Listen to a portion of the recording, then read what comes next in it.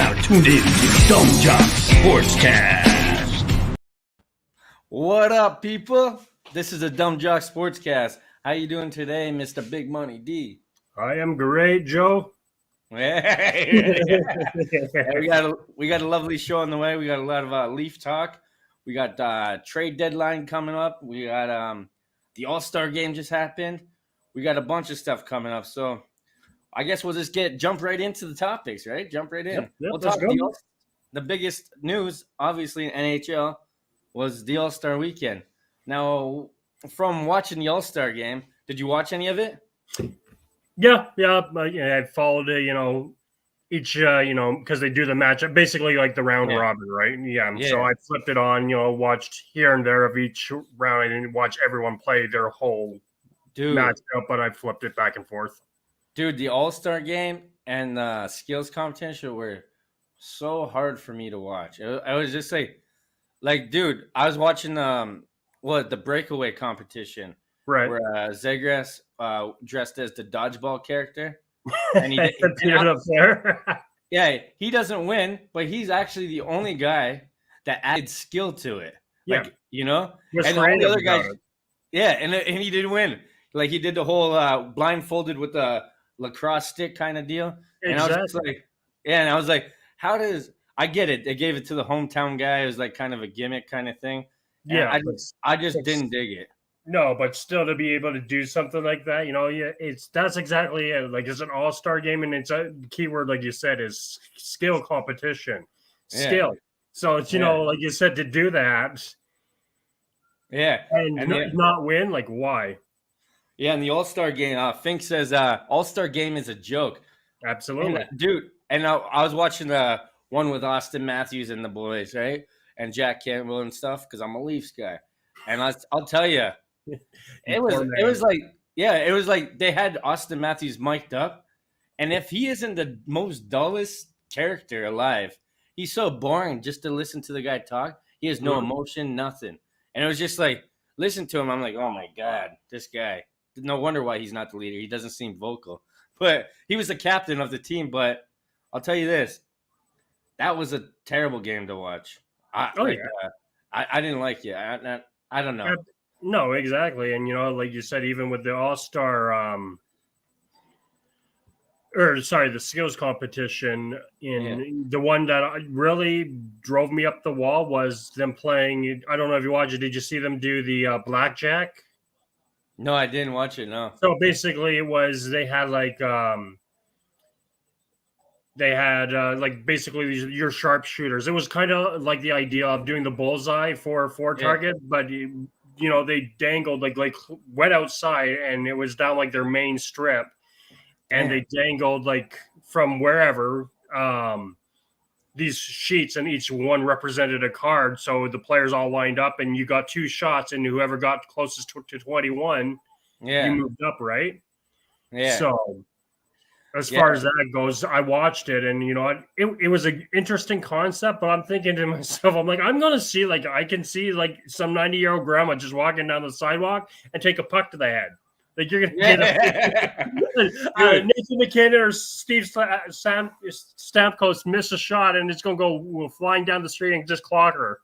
Dude, I watched the 4 targets in the corners. Yeah. I watched that one, the targets, and Sebastian Aho. I was gonna say Aho won that, right?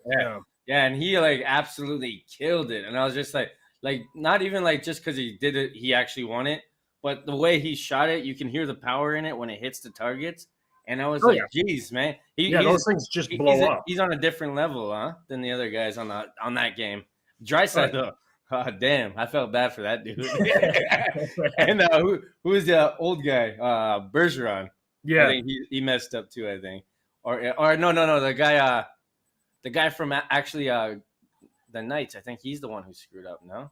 Or I forget. One of the older guys screwed up, and it was pretty hilarious. I felt bad for them, but that All-Star game, I think what they need to do with the All-Star game is, I don't know, man. I think they need to get them to try a little harder during the game. Maybe not the skills competition, but like if you look at the places like NBA slam dunk competition, it's it's just like I don't know. It doesn't add up to like the dunk competition, but the dunk competition is weak too, though.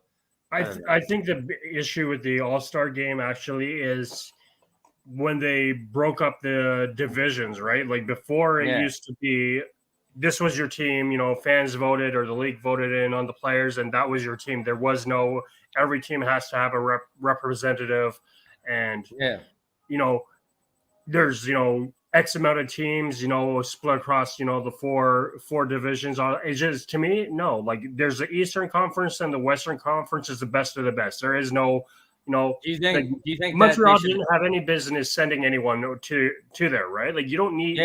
It's like a participation trophy to me, right? Oh, I got to go. But really, like, so what do you think about if they did the whole captain thing like the NBA does? Like they could pick the best player or whoever they decide to be the captain of each conference. Right, and just kind of pick back and forth. Yeah, like something like that I'd be probably more inclined to watch to say, like, let's just say, let's just use, Connor McDavid. Let's say Connor McDavid was a captain and Ovechkin was a captain and watch those two just pick a starting lineup. Absolutely. I'd be more inclined to watch that and see, all right, who did he pick? And it'd be better if they could if there was more at stake, I think, too, because it kind of just meaningless to these. Like honestly, like $1 million, sure, that's a lot of money. And they were trying a little bit. You could see it. Like, especially Bergeron, he was trying in the All-Star game. He was actually hustling and stuff. But I think there should be a little bit more. Like, I don't know. Yeah. Maybe it just sucks. I don't know.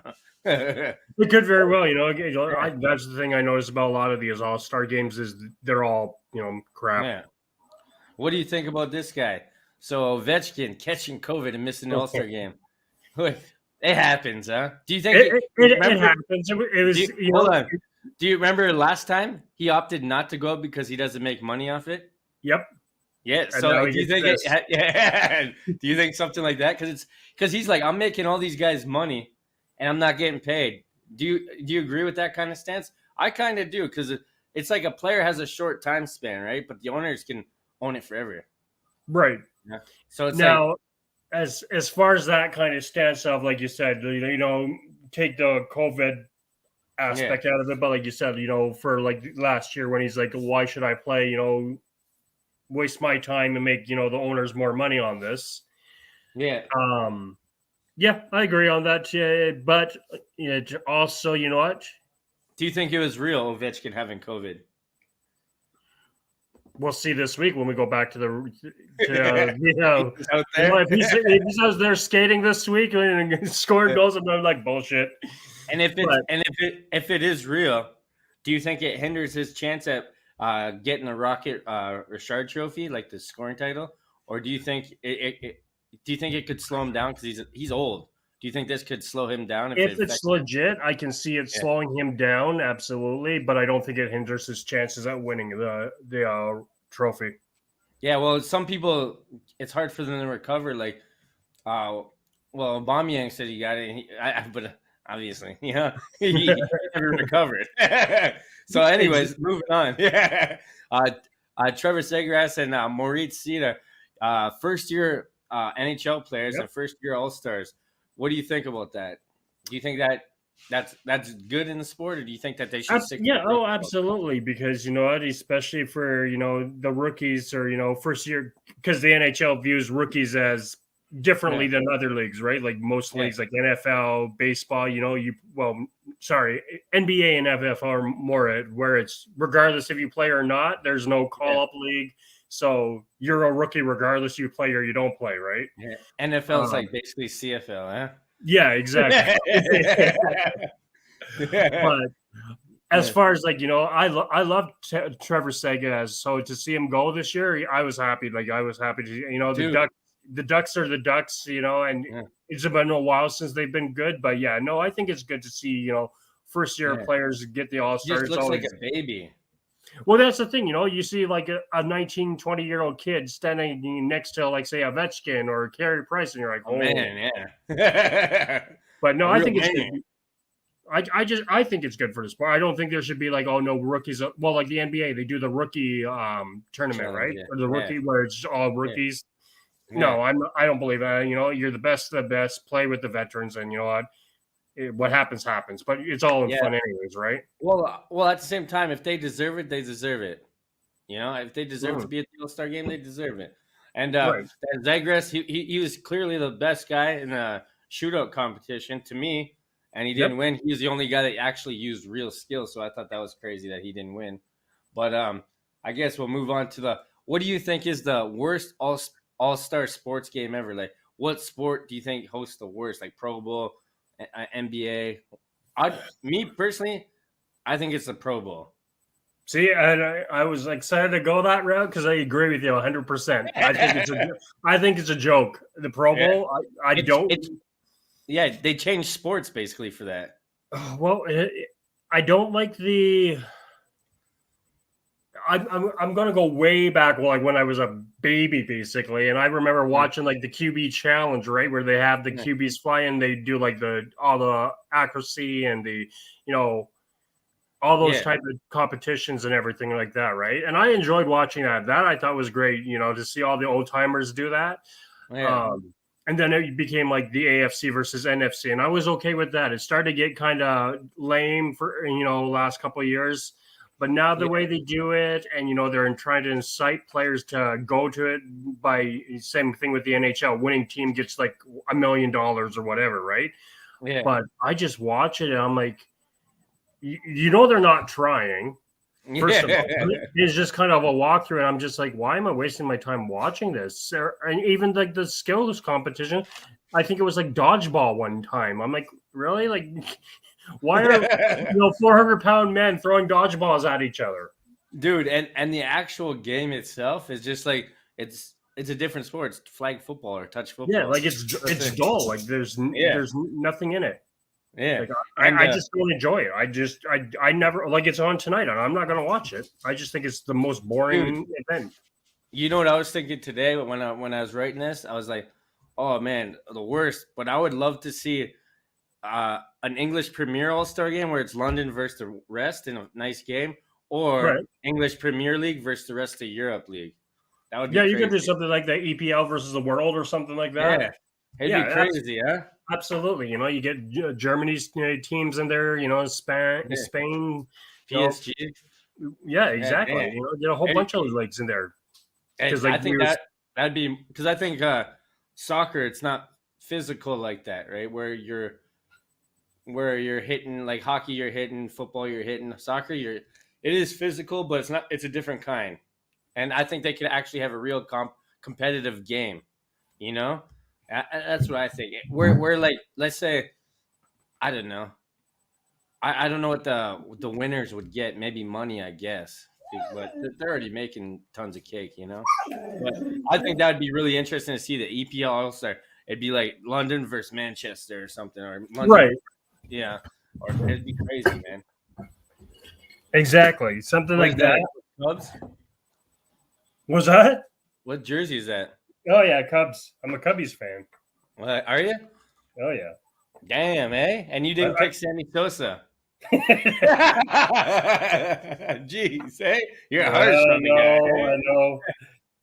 It hurts that I have to say no. Like we said, I remember staying up to 9, 10 o'clock at night watching Slam and Sammy. Yeah, Slam and Sammy, baby.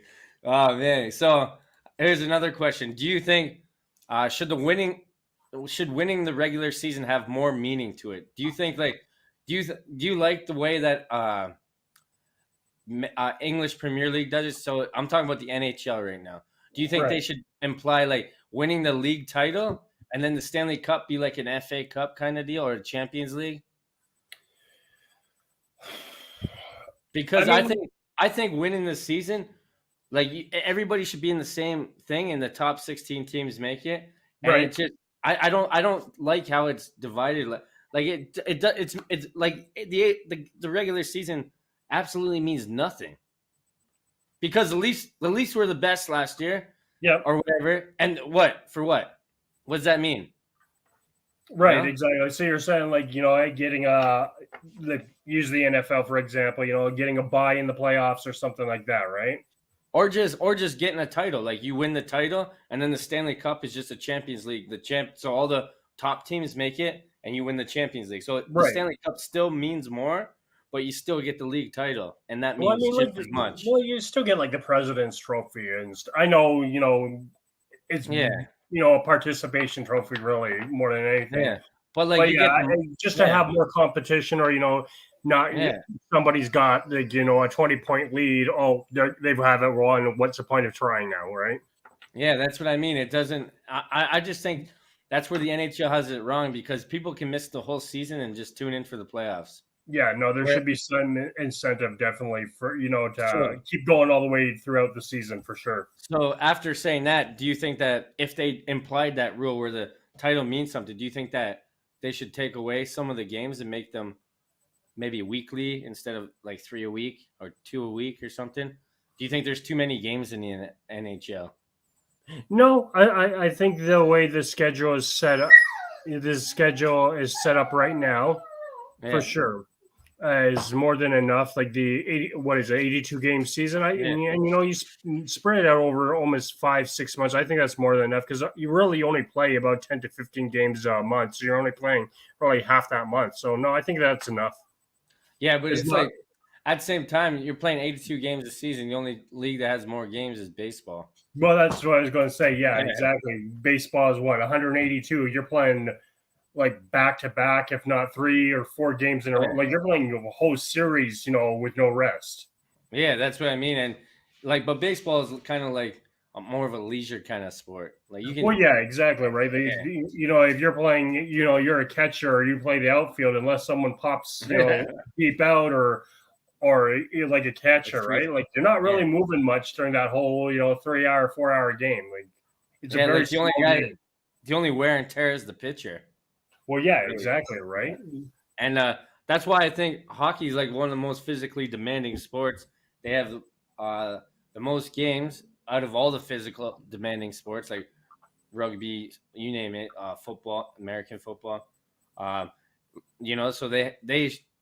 that's why I think the 82 games, it should mean something more. They should, like all the players on the team, obviously they probably do get a salary bonus, but like the team itself should get money like the English Premier League. Like you win money, then you go into the Champions League. I don't know. It just seems like it doesn't mean anything. Like how many, like Tampa Bay Lightning wins the league, but they don't win. Let's say don't win the Stanley Cup. It's kind of pointless to play the whole year, especially if you just have like a bad little like week, then you're out of the playoffs. Yeah, exactly. It can make or break your season almost to a degree. Yeah. I don't know, but the NHL actually before the All-Star break, they put out the power rankings. Yeah. So this is the power rankings from all like the NHL people. So at number 16, so they did it the people that make the playoffs basically. 16 is the Anaheim Mighty Ducks. Right. 15 is the LA Kings. 14 Calgary Flames. 13 Boston Bruins. 12 Las Vegas Knights. 11 Washington Capitals. 10 Nashville Predators. 9 St. Louis Blues. 8 Pittsburgh Penguins. 7 Minnesota Wild. 6 New York Rangers. 5 the Toronto Maple Leafs. 4 Tampa Bay Lightning. 3 the Florida Panthers. 2 Carolina. That's crazy. Carolina Hurricane. And then 1 the Colorado Avalanche. What a surprise. Yeah. And it's like, do you think that the Panthers should be up there too? Like, I think Panthers are pretty. You said Panthers are 3. Well, yeah, 3. Yeah, I think Panthers are one. You mean the higher up? Like, should they be 1 or 2? Above Carolina. I think no. No, I think they're at the good seed. Like 3, I don't think you can really. Definitely not at 1. Yeah, well, Avs are definitely 1. They got like a rocket team, You can't even complain about their team. Like, if you're an Avs fan and they don't win, you got to be complaining like, what the hell's wrong with these guys? If they don't win this year, that sucks. That's worse than the Leafs. I'll tell you that. I'll give you guys that. If you guys, I want the same energy, everybody that watches hockey, against the Leafs when they fail as you have to the Colorado Avalanche, because Colorado hasn't done shit with a better team. That's all I'm saying. But the Panthers, John Huberdeau, he is actually like an underrated superstar. Like he's always been consistent. Yeah. He had 92 points like last year, the year before, or something, and he's And on no the one play. views him Yeah, still as a higher up player. yeah. Isn't that crazy? Like you remember when we were picking our team, nobody even mentioned him. You know, so it's kind of crazy. Leafs. I'm content with that. 5, yeah, 5.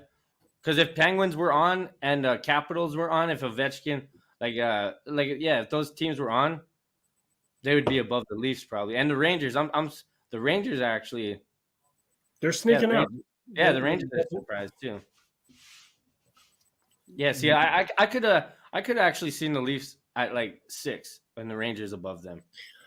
See, if we're going by like the last couple of weeks, I'd take the Leafs out of the top 10. They've just fallen apart. Like Campbell has just played horrendous the last couple of games. Like, well, dude, I think they won their last 3 games though. Right, but you're winning like 6-4, 5-3. You're not winning 7-4. as easy as before. Yeah, but dude, 7-4. Yeah, they were losing 4-1. I'll give you that. The All-Star game, Jack Campbell actually was looking shaky, and he was telling the ref to do goal checks and shit. Did you see that? Yep, I saw that. He's like, yo, that didn't go in. Yeah. I'm just like, really? Like, like, you're going to complain about that here. Yeah. And my girlfriend's like, because she's like, oh, I've never seen All-Star game, so we're watching it. And she's like, what happened? Why'd they call it back? I'm like, because Kadri was offside. They're like, yeah, but isn't this like a fun game? Why they call? I'm like, I'm like, and I don't even know how someone on the bench seen that. Like it was so hairline, Yeah. But he's like, ref. Ref. That guy was offside. It's probably Matthews. Yeah. And so it's pretty funny, but I like that though. I like the competitive nature, so I don't mind that. Cheating's cheating, buddy. I don't care where it happens. If you get caught, you didn't cheat good enough, baby. No, exactly. That's what we said last week, right? If you're not cheating, you're not trying. Yeah, exactly. If you cheat and you get caught, so be it. That's it. But so you listening? Yeah, Sammy, slamming Sammy, buddy. So why do you think Russia is producing better goalies than Canada in the previous years? I think it's mainly due to the fact that we don't really. We've never really been a goalie factory like Russia is. Like, look at the last couple of goalies that Russia's churned out that are superstars.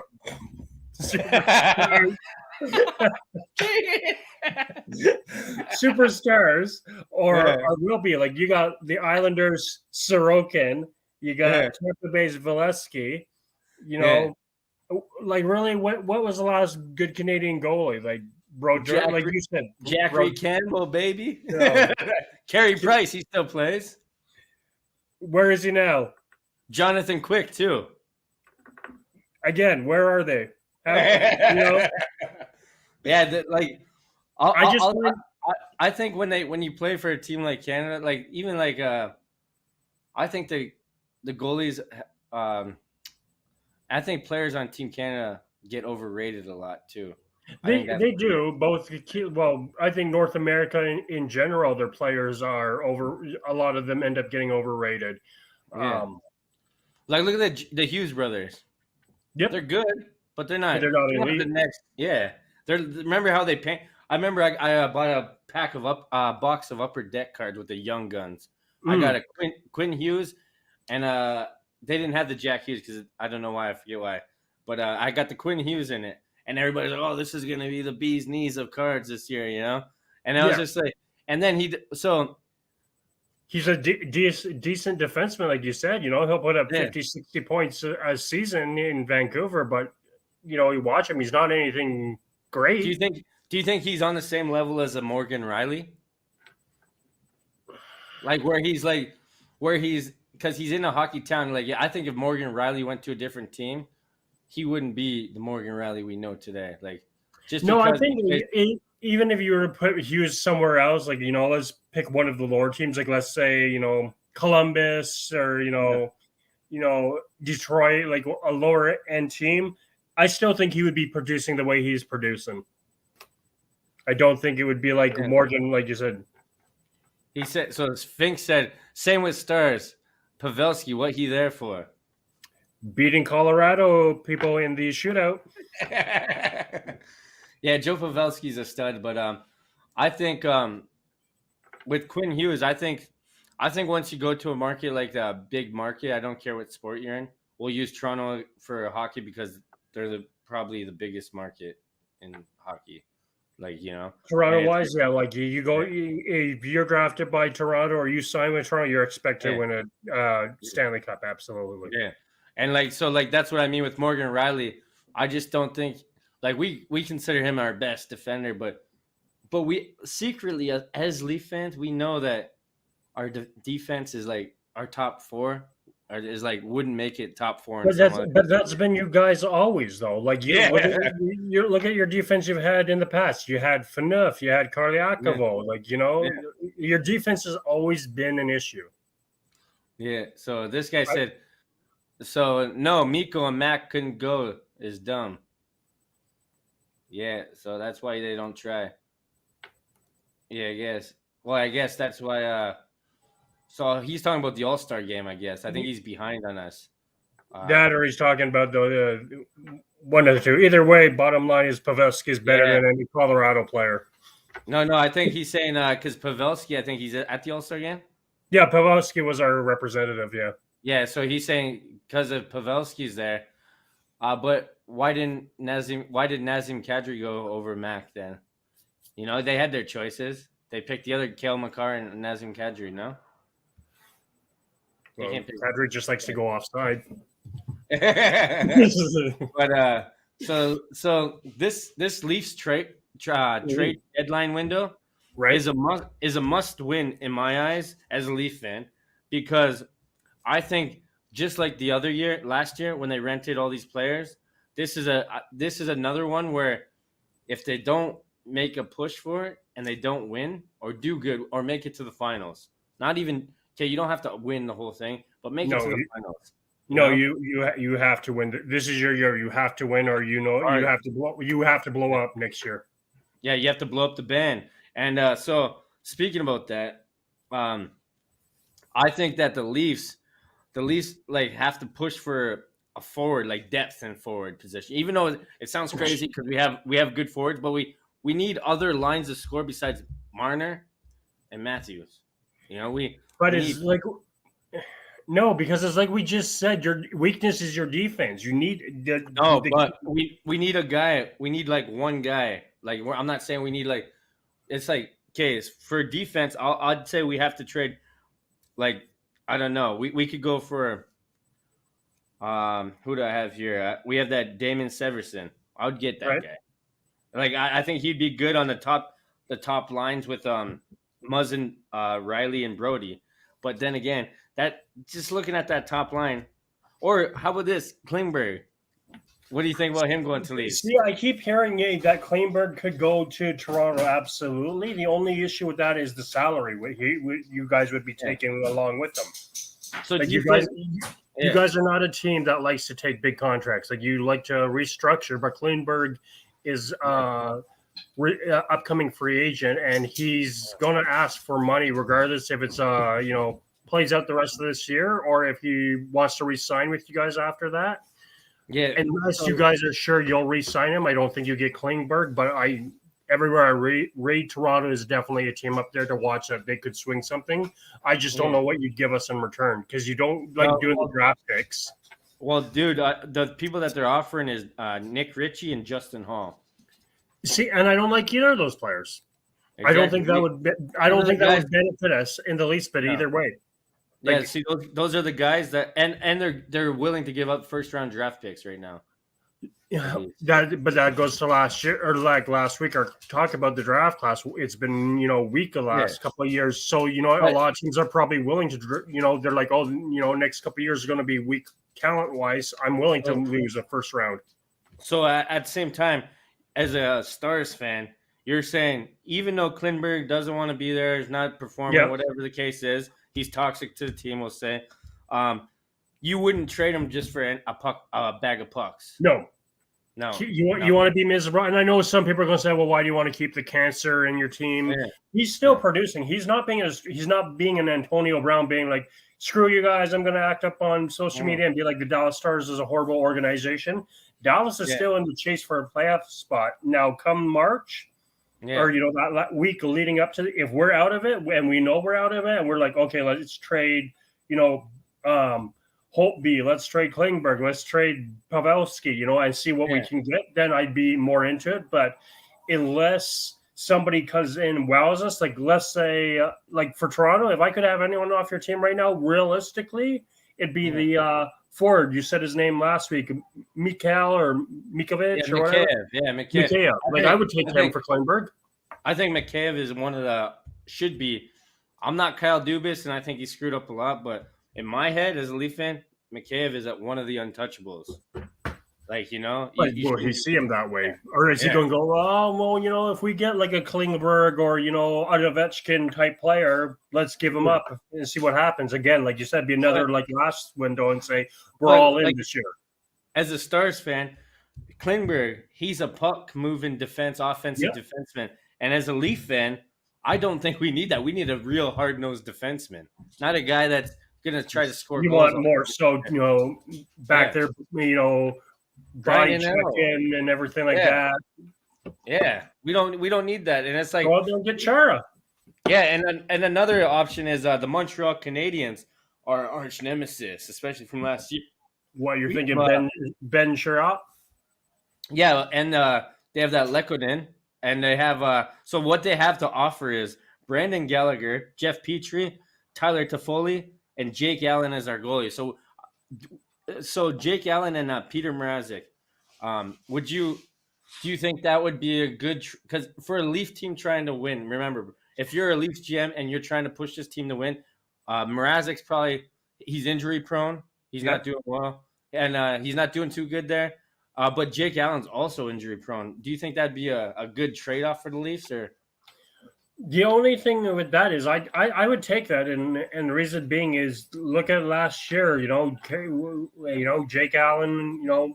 He, correct me if I'm wrong, he was with them when they went on that run last year, right, in the Stanley Cups, and he's not Carey Price, but when Carey went down for a bit, he was able to man that net. So. I would still take it. I don't think I think both is a win-win. It's both are going to be a risk-reward kind of move. So people are going to go, well, really, why make the move then? So unless you're going to save, I think it'd be more Toronto saving money if they could get Allen less than what they're paying Mrazek at right now. Yeah, because if they can save money on the wage bill, I guess I could see that. But how about this? Would you trade for that Lekkonen off if you're the Leafs? For depth, they have to offer Nick Robinson and Rodion Amarov, and maybe like a Justin Hall, Nick Ritchie to get that because Lekkonen's like a coveted prospect. Like he's one of the young guys. Yeah. Or would you go for a blue liner like Ben Chariot? I would go. I gotta go still with Ben just because, like I said, I think that I don't think you need to address. Yes, your scoring is kind of wonky. Like you said, you can't rely on Marner and you can't rely on Matthews to do it every night or every other night. Yeah. But you've been getting the points and the goals and, the odd goals here and there from your third line and your fourth line. But I think that defense needs to be addressed. So that's where I'm going. I don't think you get Petrie. I don't think he's going anywhere. And, even I've heard Toffoli is a name that could be on the move. I don't see him going anywhere either. Yeah, the big three names that the Leafs are actually going after is Ben Chariot, Lekkonen, and Jake Allen. Like that's what they want. Yeah, like those names I could see, and you guys landing any of those players more likely. And I think I can see it. Yeah, and I think it'd be more Ben Chariot than anything that you get out of that list. Yeah, and so moving on to the next one, trading Marner as an option. Do you think that's an option for the Leafs, or do you think that's crazy talk? Or do you? Oh, absolutely! It's crazy. If you move Marner, let's say at this deadline, I think you guys gave up on any chance of winning the Stanley Cup. So let's say this: we got to trade him, and we got to get one hell of a haul back in return. Yeah, like what happens if we got like this is crazy? Okay, this is hypothetical. What happens if we got Sebastian? Yeah, what happens if we got Sebastian Aho for him? Would you do that? They're about equal, no? I'd give you the edge with Aho being a little bit higher up. Like if I had Exactly. the choice between the two. But that's where the Leafs being a Leaf comes into play, where you get overvalued sometimes. Right, true. Yeah. But if they give it up for like I know Jack Eichel just signed. I think he signed it for the Las Vegas Knights. Yeah, right? he signed with Vegas. Yeah, Yeah. I think he you hasn't played a have to. I think realistically, if you were to get like shop Marner out there easily, you're looking at, I'd say at least a first rounder, a third rounder, and a couple of prospects. If not, I'd take at least 2 veteran players. Okay, what happens if we got this? What happens if we got this? We got Jack Hughes and PK. No, because we just said Hughes is not that great. I think you lose that. Yeah, but we got 2 players. So we address the blue line and we get him.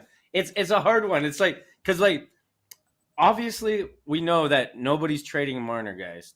They're not trading Marner. It is Toronto. Yeah, it is Toronto's known to do stuff.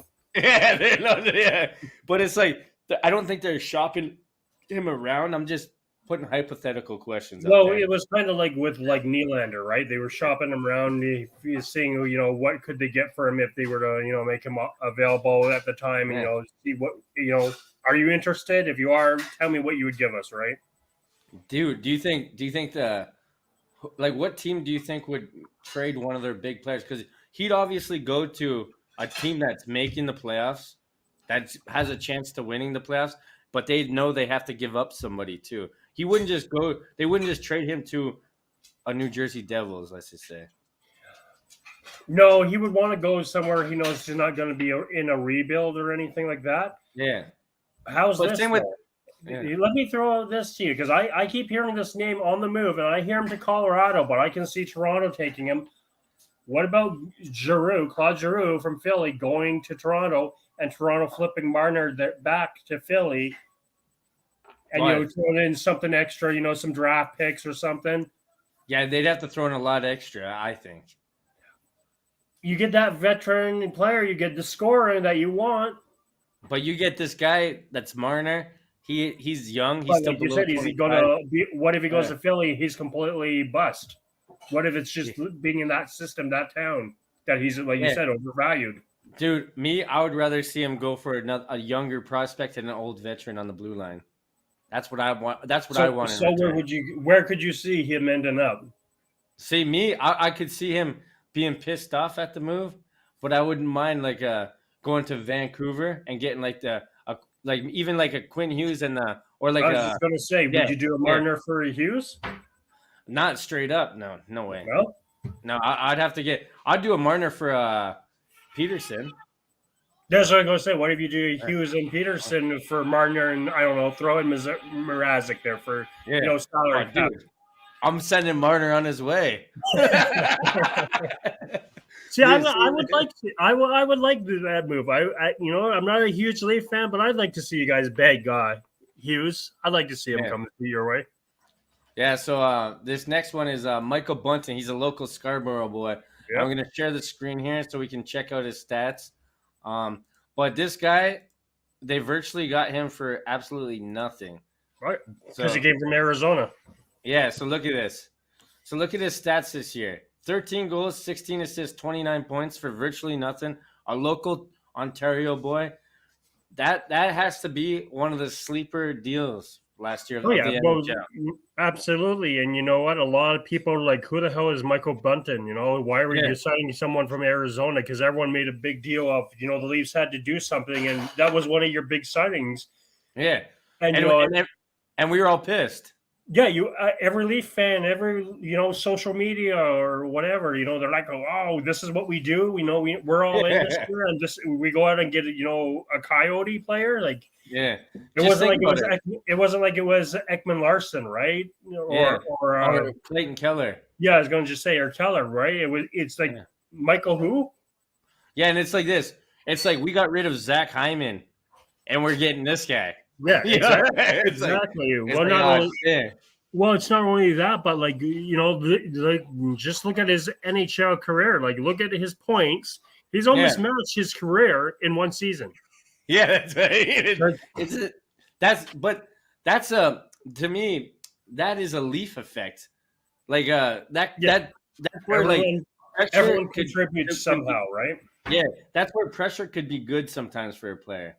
Yeah, that's you either buckle under it and you play like crap, or you like I got finally you go from Arizona with no fans, as Bergeron wants to say. Get those, yeah. 49,990. You have to give all the you have to give all the tickets away. You go from there to an arena where it's whatever their arena holds, 50, 60, whatever it is. Screaming and losing their mind, like you said, it can give you that boost of you're like, holy shit, man, this is what winning feels like. I gotta play good. Yeah, and it's like imagine having a chance to play with Matthews or McDavid or McKinnon or somebody great. Yeah, absolutely. That's a big thing, a big boost on your ego or self-esteem too. Like for Bunting, it's like, I can play with Clayton Keller. Not that he's not a good player. Don't get me wrong, I like Keller a lot. But you're going to play with Keller or you're going to play with Marner or Matthews? It's kind of where would you want to play? In your hometown. Yeah. And that too. Some people everyone wants to play for their home city, their hometown at some point. And he wasn't even getting ice time. No. Like, let's look at his. I'll go back here. Let's look at his ice time here, and we'll look at all his ice time through his career. Where it doesn't show ice time or penalties in minutes. But he was like a fourth liner over in Arizona. Like he was not. He was like a. Yeah, so he has 60. So he was drafted in 2014. It's now 2022. He has 68 games under his belt, and 42 of them with the Toronto Maple Leafs. Right, exactly. So 8 years he's been waiting for this. Yeah, and he's been a +8 his whole career, but on the Leafs he's a +9. So it's just like this guy, he got the opportunity and he took it, And that you gotta like that. That's a local hometown hero story, I like that. Yeah, kind of stuff. He's a little older. He's 27, 28. Not that he's like a veteran. Because these guys are playing into their 40s, late 40s, absolutely. But I'll take a Bunting if he can get 30, 40 points as a third, fourth liner. Yeah, for sure. And that's what I mean. So that goes against my my forward depth. Because wait a minute. Exactly. That's why I don't think you're going to be tackling the forwards that much. If Bunting stays healthy, I think you're set that you can go, okay, if we have to move Bunting up to third line or, God forbid you Leaf fans, he has to be your second line. He can still produce. It's not like, oh God, we got someone who gets 3 points in a season on our second or first line, right? Yeah. So what do you? Let's take a break from the Leafs for a second. What do you think about? We're gonna jump back to Leafs. So hold on, guys. Have Leaf fans don't get excited. Don't get upset. Yeah.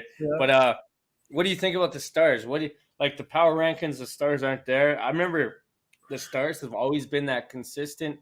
They've been like the Sharks in recent years. They're borderline, right? You don't know what team you're getting. Now, remember I told you, when you did your power rankings last week or the week before, they were sitting on the outside. Yeah. They made a push. They got a playoff spot. And then, they've been basically it's come down to them or Calgary for that 8th spot. Yeah. And, I was watching them play Calgary the other night, and it was 3-1 for Dallas going into the third period. We lose friggin' 4-3. And I'm like, friggin' Maple Leaf curse. Like no team can hang on to this lead but I'm like, why? Like, our goalies were stellar. Goaltending was stellar up to that third. Our defense was shutting down Calgary. And you couldn't hang on to, you couldn't even send it to overtime. You let 3 goals in 20 minutes. Like, why? Dude, talking about that, I think that a 3-1 lead is the worst lead to have in sports. I always see absolutely because you're on that comfortable line, but you're not too comfortable. No, exactly, because you let one in, you're like, okay, we still have a lead by a goal, And then you kind of, like you said, you play a little bit tougher, but not too tough much. And then it's 3-3, and you're like, okay, it's anybody's game. And then you watch them score again. Yeah, because you're scared. You get scared. You're like, oh, we can't let them come back, but we can't go too forward because they'll counterattack. And, you got to play defense. And it's like the coach probably puts in like defense wins games and stuff. And look at Man U. Look how they're getting knocked out. Yeah, dude, Man U. Well, we're gonna get to Man U, but Man U. Let's not jump ahead to them just yet. Yeah, so back to the Leafs. Okay, everybody. This is a hypothetical question. Well, not even. This one's a serious question in my eyes. I put this in the Leafs Nation Facebook group, and they all got bent out of shape. I said, why doesn't Sundin get respect like he deserves as the best captain? It was what I'm saying. And they're like, we all respect him. But then I'm like, why don't you read the rest of the comments, people? Because they all say Sundin's a traitor. Sundin left us. I'm like, they don't get it. Like, to me, it's just like, John Ferguson Jr. is historically the worst GM in history of hockey. And he screwed over Sundin like crazy. He's like, all these guys screwed over Sundin. Like, they never gave him players. He had Ty Domi playing on the first line. He had Jonas Hoagland playing on the first line most of Alexei Ponikarovsky. They had Nikola, what's that guy? Antropov. They had, Tucker, so they had, he had a Colorado Avalanche team. Yeah, but I think that team's shit, and they gave him shit to play his whole career. And it's like Jonas Hoagland. Do people know? You know who his defenseman was?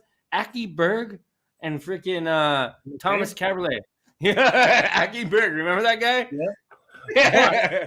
But the only thing going with that is, were they really that shit? Because they made the playoffs. Right. They were making the playoffs often. They were getting knocked out first and second round, but you were making the playoffs still. Yeah, they were making the playoffs. They were barely making it and barely doing anything. But I'll say this: well, what's really changed?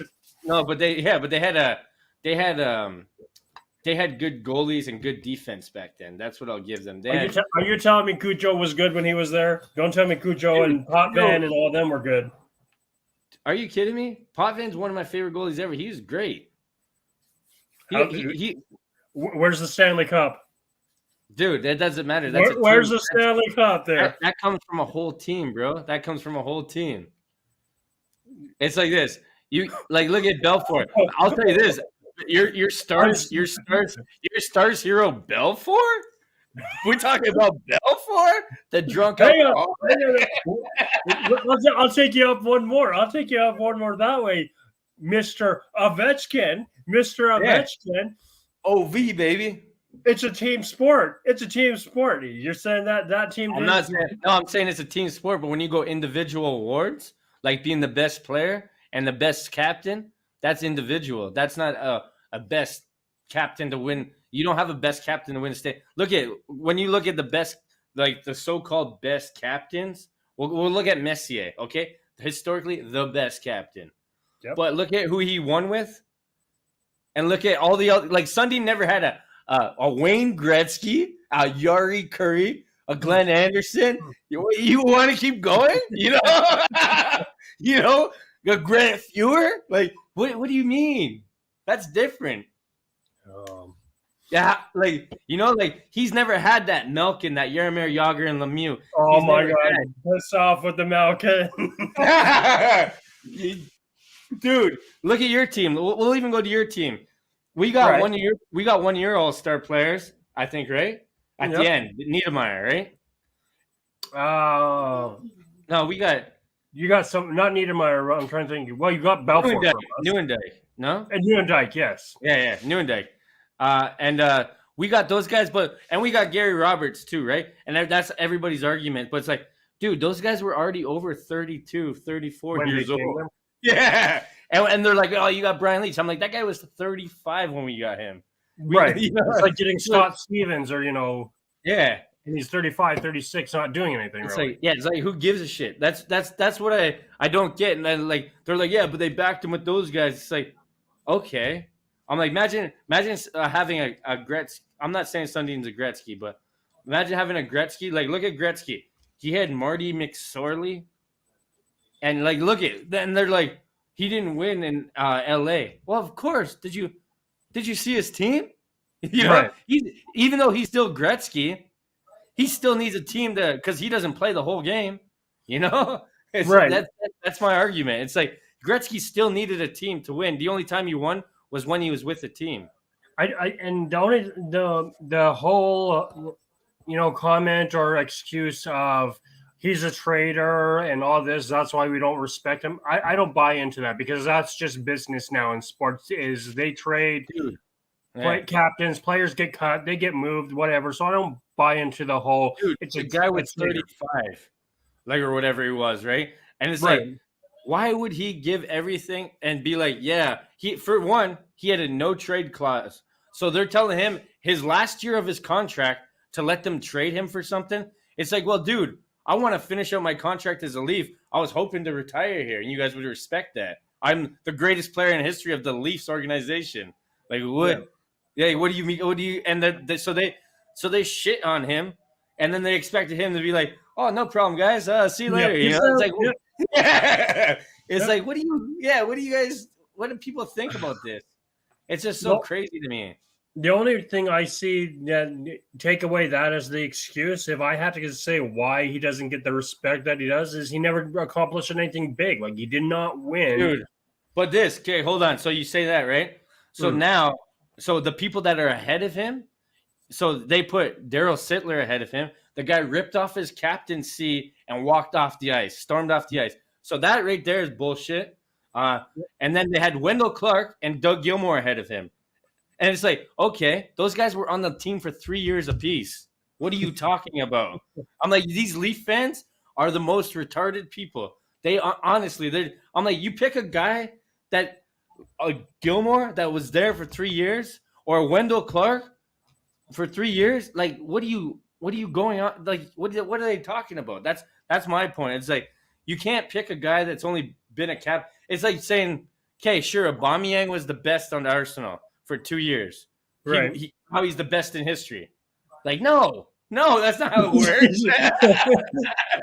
Like, that's what my excuse. The people ahead of him don't deserve, like, the way they argued about it. It's like, well, the Leafs in a whole have never won since 67. You know, in 67, when they won, there was only 6 NHL teams. Right. So in the new era of NHL, they haven't done anything. They haven't done anything. So when they added more teams in, nothing at all.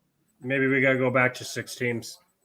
Yeah. So that's what I mean. So that's when they give all the other guys credit and they use that as an excuse, like, he didn't do anything. Well, nobody else did either.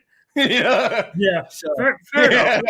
Point on that. I don't know, just the hype and everything about Sundin. I look at him, he was he a good player? He was good. He wasn't elite. He wasn't like an Ovechkin or Sidney Crosby or anything in my eyes.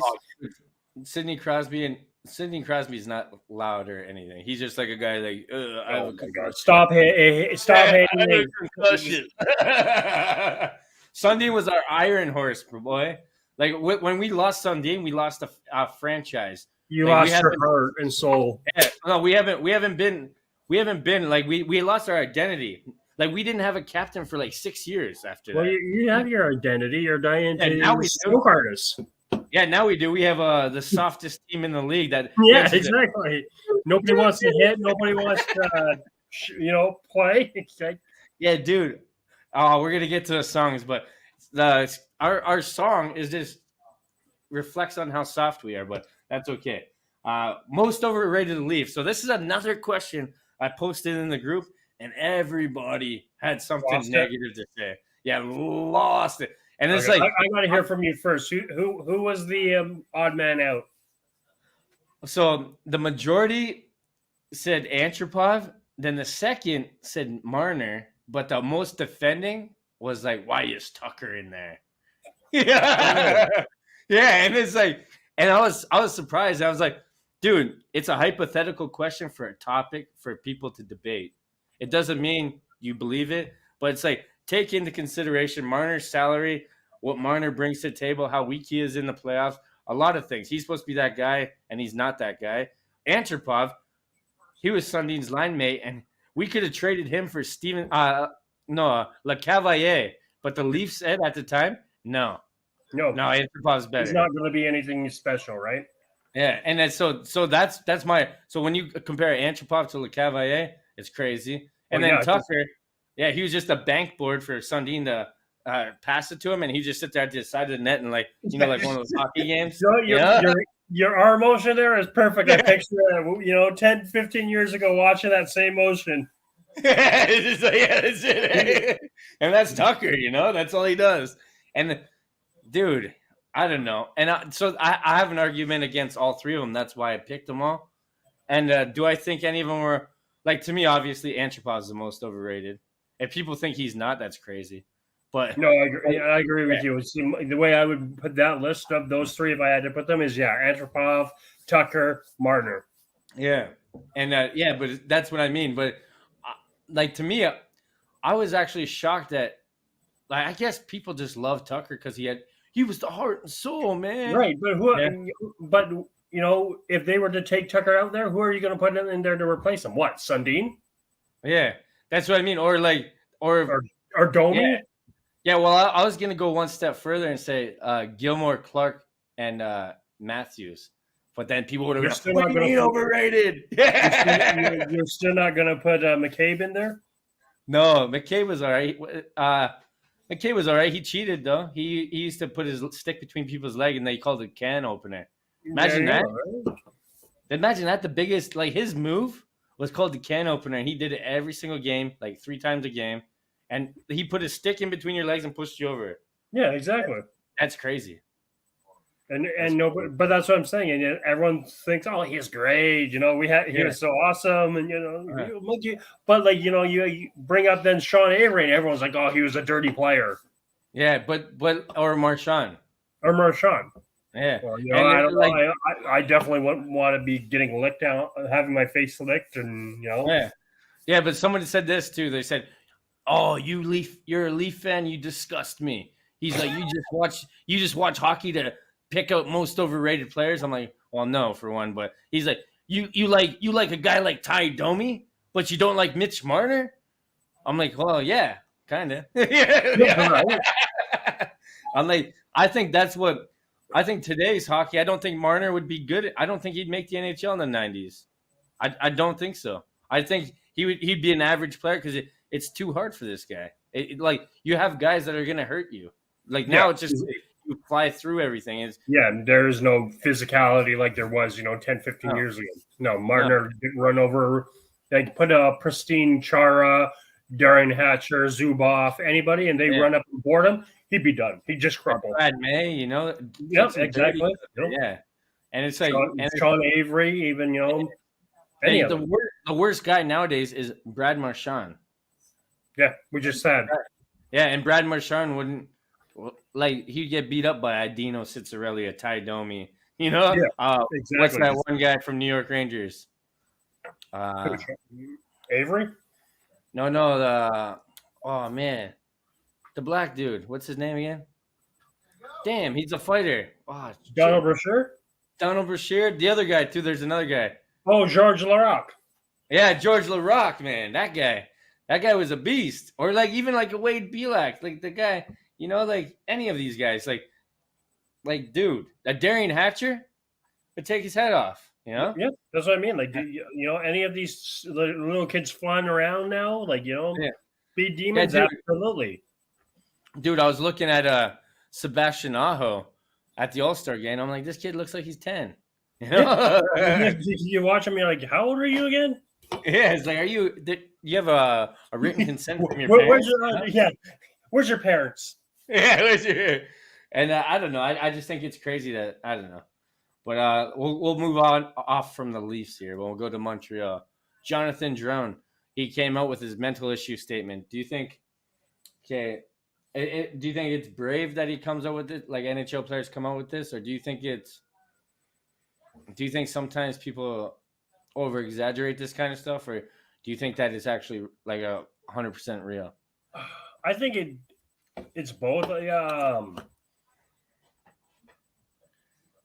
Jonathan Drouin, in my eyes, has the ability to be a good player or be even an elite player. He was drafted to be, elite and great and everything. And he just couldn't put it together. And then he got traded or, moved, and he still couldn't put it together.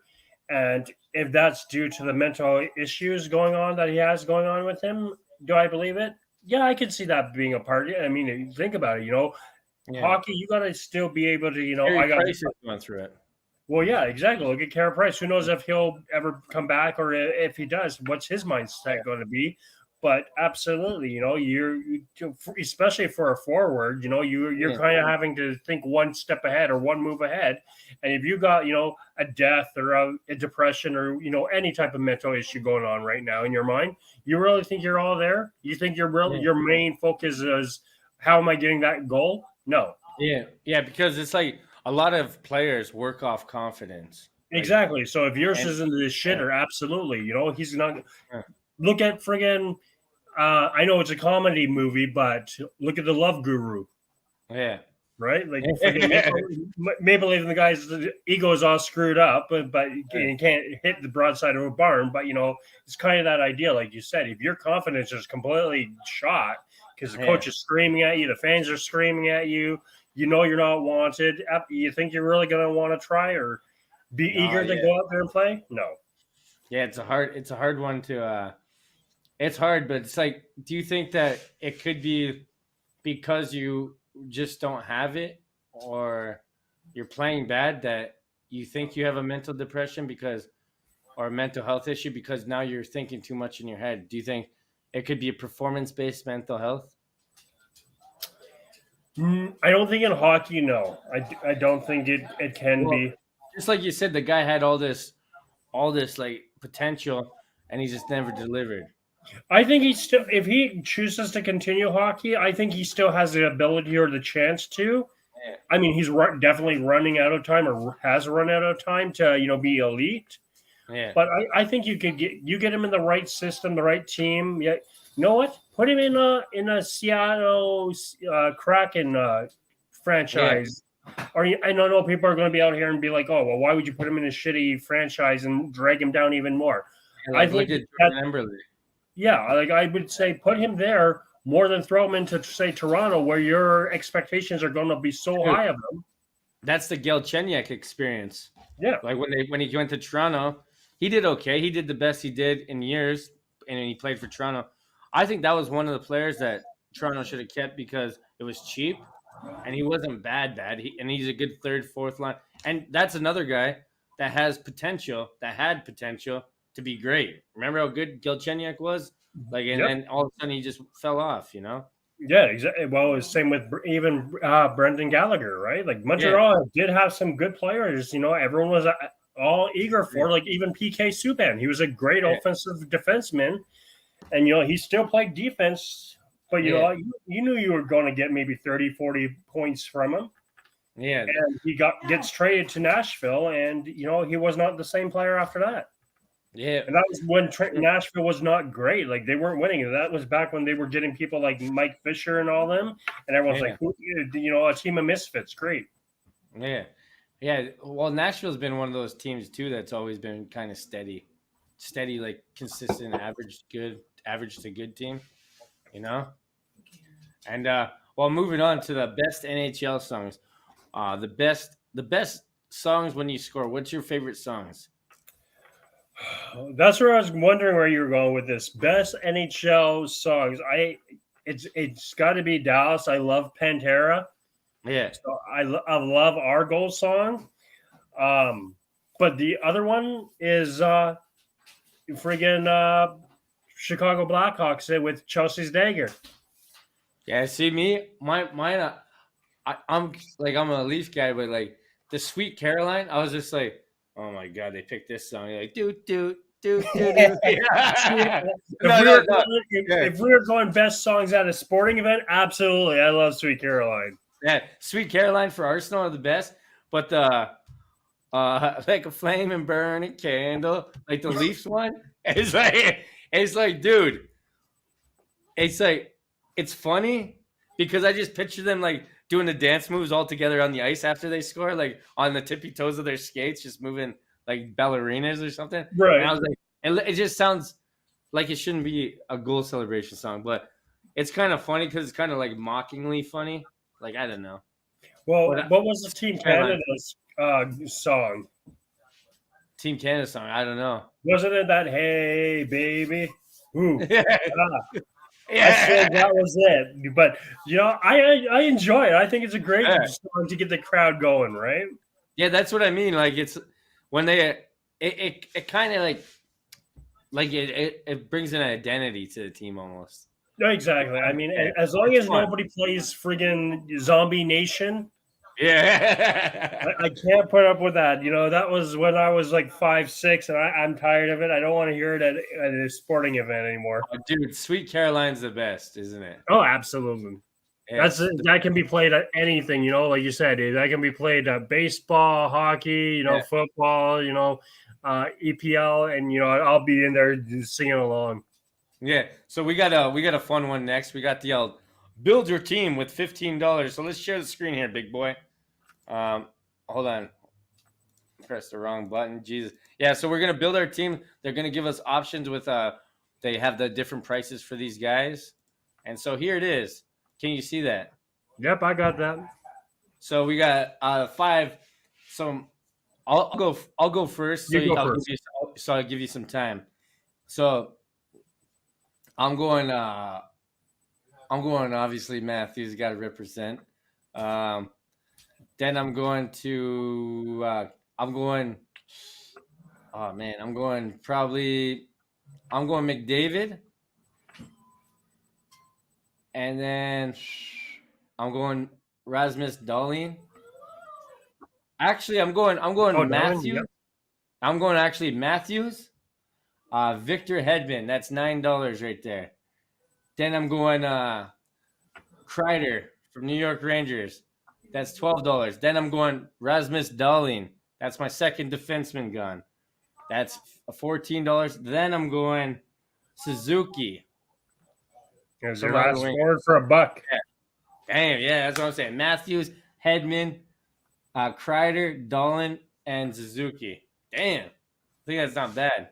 That's not too bad. All right. So what I got actually. So yeah, this earlier. So I got forward wise, I'm going Kempe, Jake Guzanel, Kaprizov. I'm a huge Kaprizov fan. Yeah. There's my forwards there. Then I'm going D. I'm going with you with Hedman.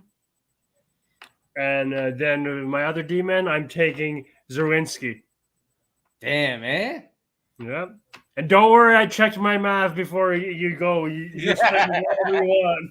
Yeah, it's like, hey, his math ain't right. No, those are little fun ones. Our third wheel actually told us to do that, and he didn't show up. Wheel fell off. Yeah, wheel fell off. It was okay. But that's fun one. I like doing those kind of things, picking lines and being a manager. It's a fun thing to do, see what everyone's opinion is. Yes. So we're moving on to the EPL. So we're going to pick winners and losers from the EPL, the English Premier League. So who do you think? Obviously, the biggest loser to me was West Ham and Arsenal. Arsenal by far. They lost everybody, and they just canceled North London Derby, and they just sold everybody. So and West Ham was in a top. They're in a top 4 push like Arsenal, and they never added to their team. Like people be like, "Oh, Manchester United never added to their team." Yeah, but don't forget they just got Paul Pogba back. They have Ronaldo. They have Rashford. They have all these guys that can score easily. They have Bruno Fernandes. So it's like they probably feel like, okay, all their players are coming back. They can do good. So I don't put them as that. And I think Arsenal are easily the biggest losers. The biggest winners are clearly Aston Villa. They got Coutinho.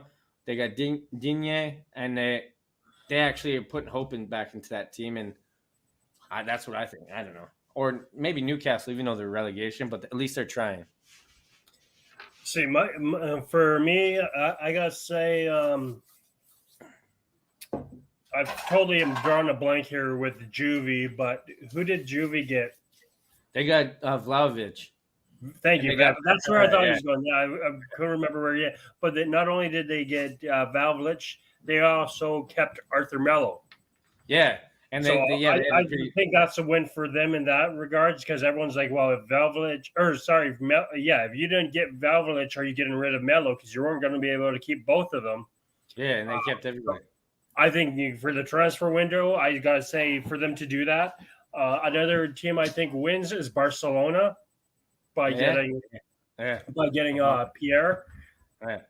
Yeah, I forgot about that. You robbed us of it, right? You robbed us. You robbed us. Yeah, you robbed us. And I don't like you for it. But yeah. And as far as losers,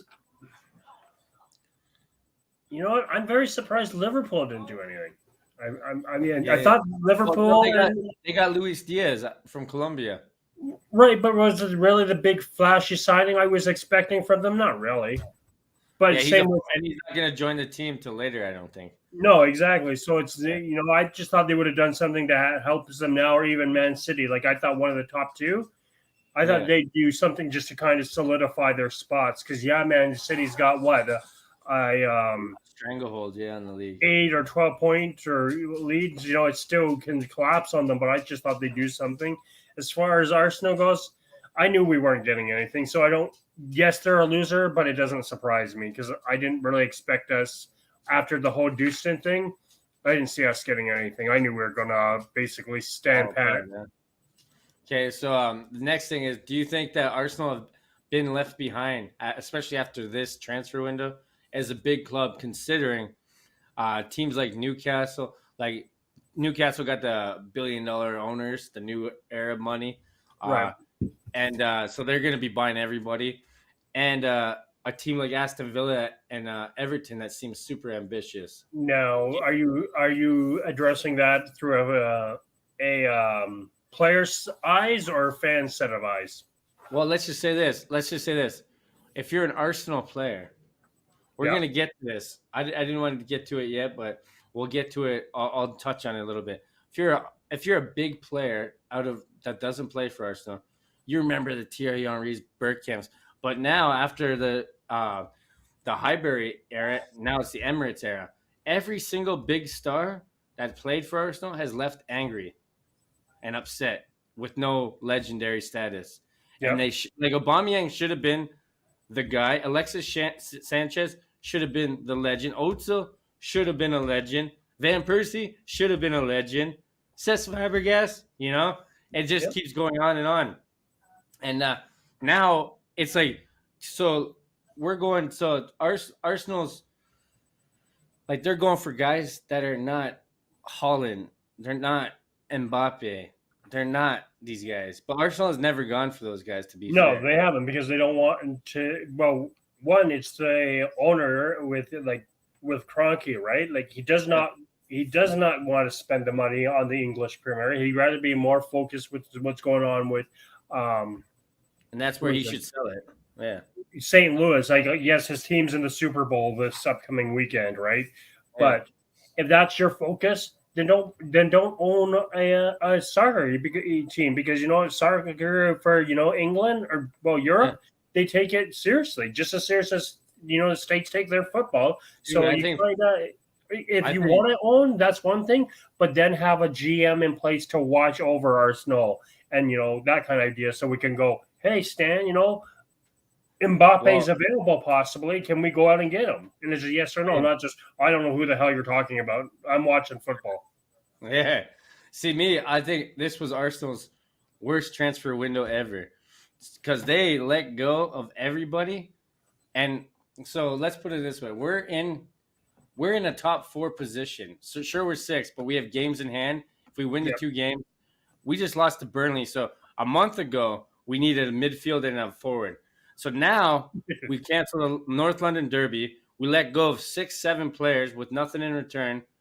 We have nothing. This is the worst. We left ourselves so short.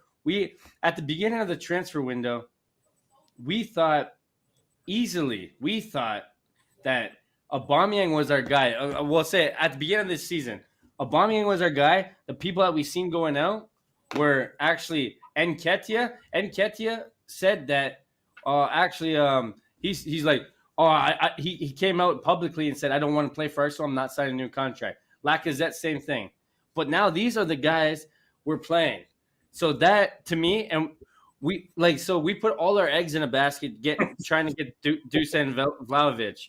You know what happened with that? We had no backup plan. And I thought it was the worst transfer window. We probably don't even have 18 players. We have to use youth academy players. And that's the worst. I've never seen a team that operated like this. It's just like we're one injury away from being in a crisis for a football team. If we imagine this, we get Lacazette and I don't know, and Eddie Nketiah injured. Now what? True. I don't think it's our worst transfer window. It's definitely worse, yeah. It's definitely worse, sicko. Is it one of our worst? Absolutely. But I think ours was worse last year when we lost. Dude. We lost Ozil. We lost freaking Socrates. We lost Saf. Let's put it this way. Pierre-Emerick Aubameyang left for free. We got no money. We're not 100%. No, look at listen. We got Here we go. Yeah, we got no money for the best striker like that we had in the recent years.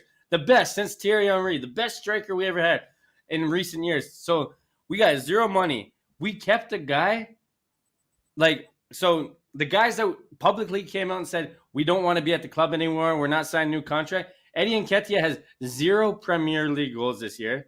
Right. Lacazette has 3. Aubameyang, he got froze out of the team. He has more goals than both of them put together, and he got told to go to Africa Cup of Nations 2 weeks early. This he's coming back. No, he's not. He's gone. Aubameyang's gone.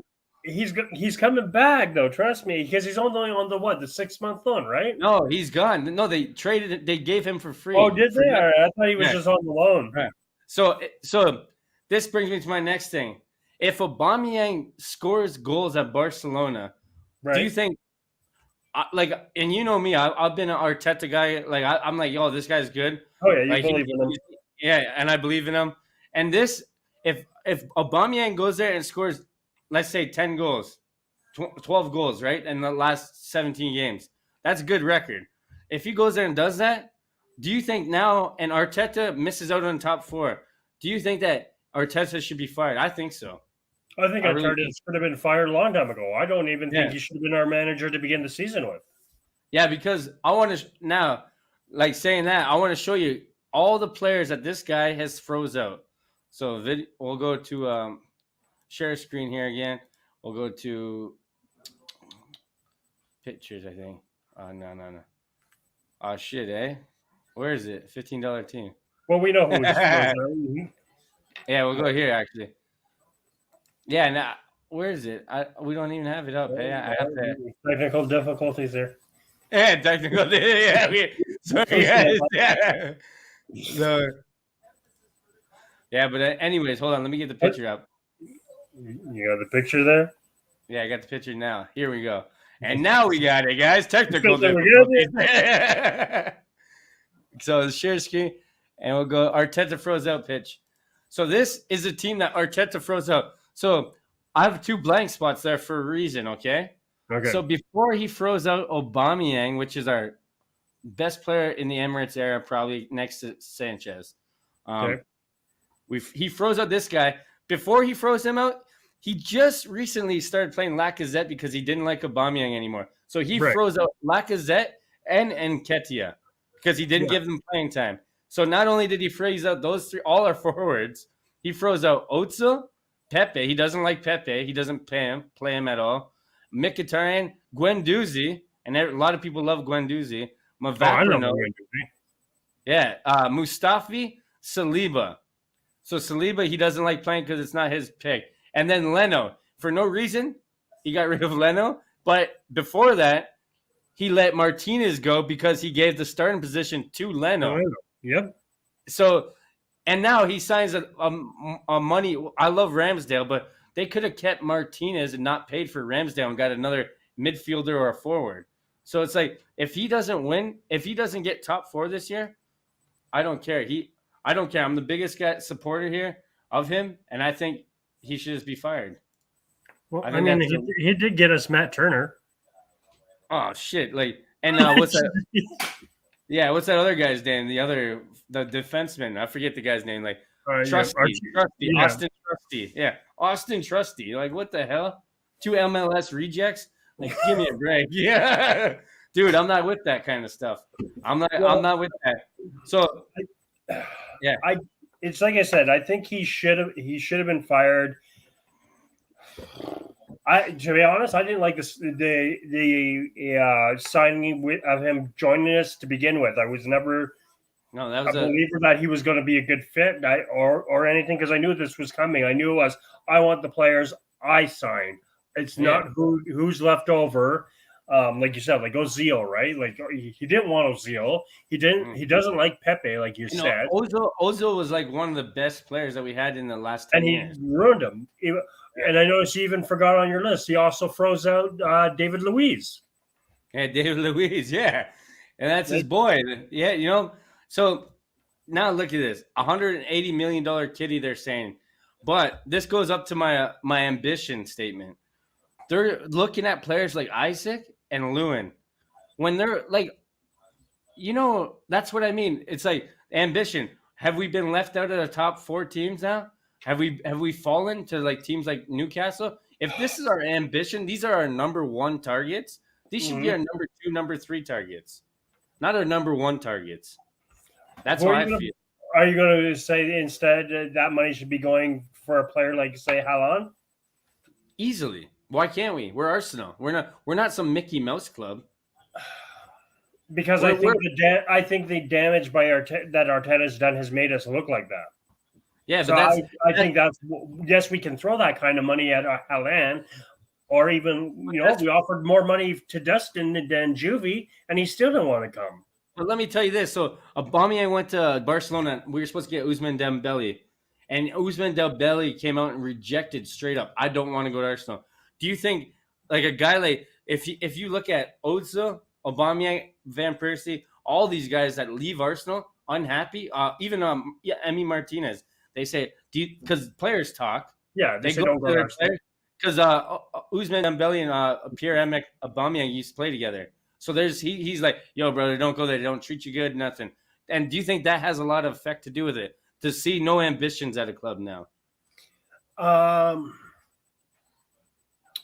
don't think we've dropped out of a top 4 in the view of people. I don't think we have. We haven't been in it for like 7 years. We haven't. We're always competing. We're always up there, top 4, top 6 for the most part. Not in the last 7 years. Hey. All right, fine. Top 6 at least. Come on. But I honestly, I think players talk, and I think we're slowly losing our credibility. We're going to end up, if we keep this shit up, this mediocrity, we keep going up with Arteta and being comfortable at number 8, we're going to be the next Leeds United. Mark my word. Leeds United used to be the biggest team. Okay, but let's say, are you saying, let's say we fire Arteta and we, let's just get say, a real manager. Let's say we hire, I don't know, let's say we hire Rooney. You don't think that's going to make people like, say, Isaac or Lewin or even Haaland go, oh my God, it's Rooney coaching Arsenal. I want to go play for him. No, because Rooney isn't a coach. He's a player. And he doesn't have the credentials yet. I think anybody that has no credentials, like Arteta and Rooney, I think Arteta is a way better manager than Rooney. But I think that you need a guy like Allegri, Conte, like people that have been a Jose Mourinho. What if we were to have somebody like, say, Pep? Oh, then it'd be game over. You'd see a difference. And it's like that's where it comes into the next topic is this. Can Arteta become a great manager at Arsenal, or is the club too big for him as a rookie manager? It's to me, it's too big, and that's where it comes in. It's like you got to get this guy. He should have started in the Championship, a lower division, a lower team, and worked his way up like Rooney's doing. Right. Because That's what I was just going to say. Well, that's what Rooney's doing with Derby. Yeah, but that's what I mean. He hasn't proved anything. Why do you think Rooney turned down the EPL job at Everton? Because he's not. He has a job to do. Yeah, he has a job to do. He's showing people that I want to be able to make it first. He doesn't want this guy to get spoon fed like Arteta. Like, oh, Pep does this. You know, he worked at Man City, so he has this credentials. Like, no, there's no credentials, dude. You haven't done anything. And it's like that's where I think can Arteta be a great manager without Arsenal? I think he's gonna become a great manager, but working at Arsenal as your first job is a tough job to do. I think if he would have slowly got into it and then went to Arsenal, we would have had a whole different story to sing about this guy. That's just I think he's great. I see the greatness in him, but I just don't think he realized what he was stepping into. Especially, he went into an Arsenal team that was just in turmoil. Like, everything was going bad. Like, you know, Arsene Wenger just left. All the players are mad. We were 10th place, and we had Emery, and nobody was happy. So right. I think it's a hard place to go there to succeed and expect results too. And that's what we got to remember about Arsenal. We're in the worst years of our Arsenal career right now. So right. Well, like you said, like, I'm just looking quickly up here. If we were to fire, let's say, whether we do it throughout the season or at the end of the season or closer to the beginning of next season, of replacements for Arteta, you know, everyone's saying, you know, as far as possible replacements that you want, like you said, Conte would be definitely an option or a want for us. But do we have a war chest to go out and get him and say, hey, here, you come to Arsenal and coach our team and fix us to be one of the top four again like we used to be? Absolutely not, because you're going to be spending like $200 million easily for him to have any want to come here. Yeah, you're going to need to give this guy like a $200 million kitty. Like $180 million, I don't think is even enough. Like, we spent that on Holland, and then we get a midfielder, and then we still need like 3 more players. Well, the other thing is, what about I'm just looking here. What about from Ajax with Eric De Haag? Yeah, I don't know. I think he worked under Pep. Yeah, I think we need like an Allegri. I think like Maurice Pochettino is getting fired from PSG this year. I think and Zidane's going to replace him. I think he would be he'd be okay, but he's a Tottenham guy, so I don't know, you know. It's hard. It's like, what managers are actually realistic, and what about Henrique? You seem to not want to go Spain route. Yeah, no, it feels like all the I don't know, man. I don't know who I'd get. I think I'd get. Honestly, I think we missed out when we got Arteta. We had Allegri, Conte, and we had Jose Mourinho all looking for a job. Now I'm actually hearing that they might get Arsene Wenger back for a bit to help out Arteta. Well, that's what I was thinking. I'm like, do we get him back, dude? Let's put it this way: imagine if Arsene Wenger had all the money that Arteta spent. Yeah, all the money last year that Arteta spent. All Arsene Wenger's career didn't even measure up to that 1 year that Arteta had with the money. So imagine if he had money every year, we'd win championships all the time. But it's like they never believed in. So that's another thing with the manager. I mean, with the owners, they never backed Arsene Wenger, the best manager at the club in history, like with financial stuff. But they give this rookie a job. And they're like, you know what? We're going to back you with all the money you want. Here you go. It's like, what? It's so backwards. That's what I mean. Is it Arteta's fault? Or do you think it's the man, like the owner's fault, and they should just get out of soccer? I think it's Arteta's fault. Yeah, damn.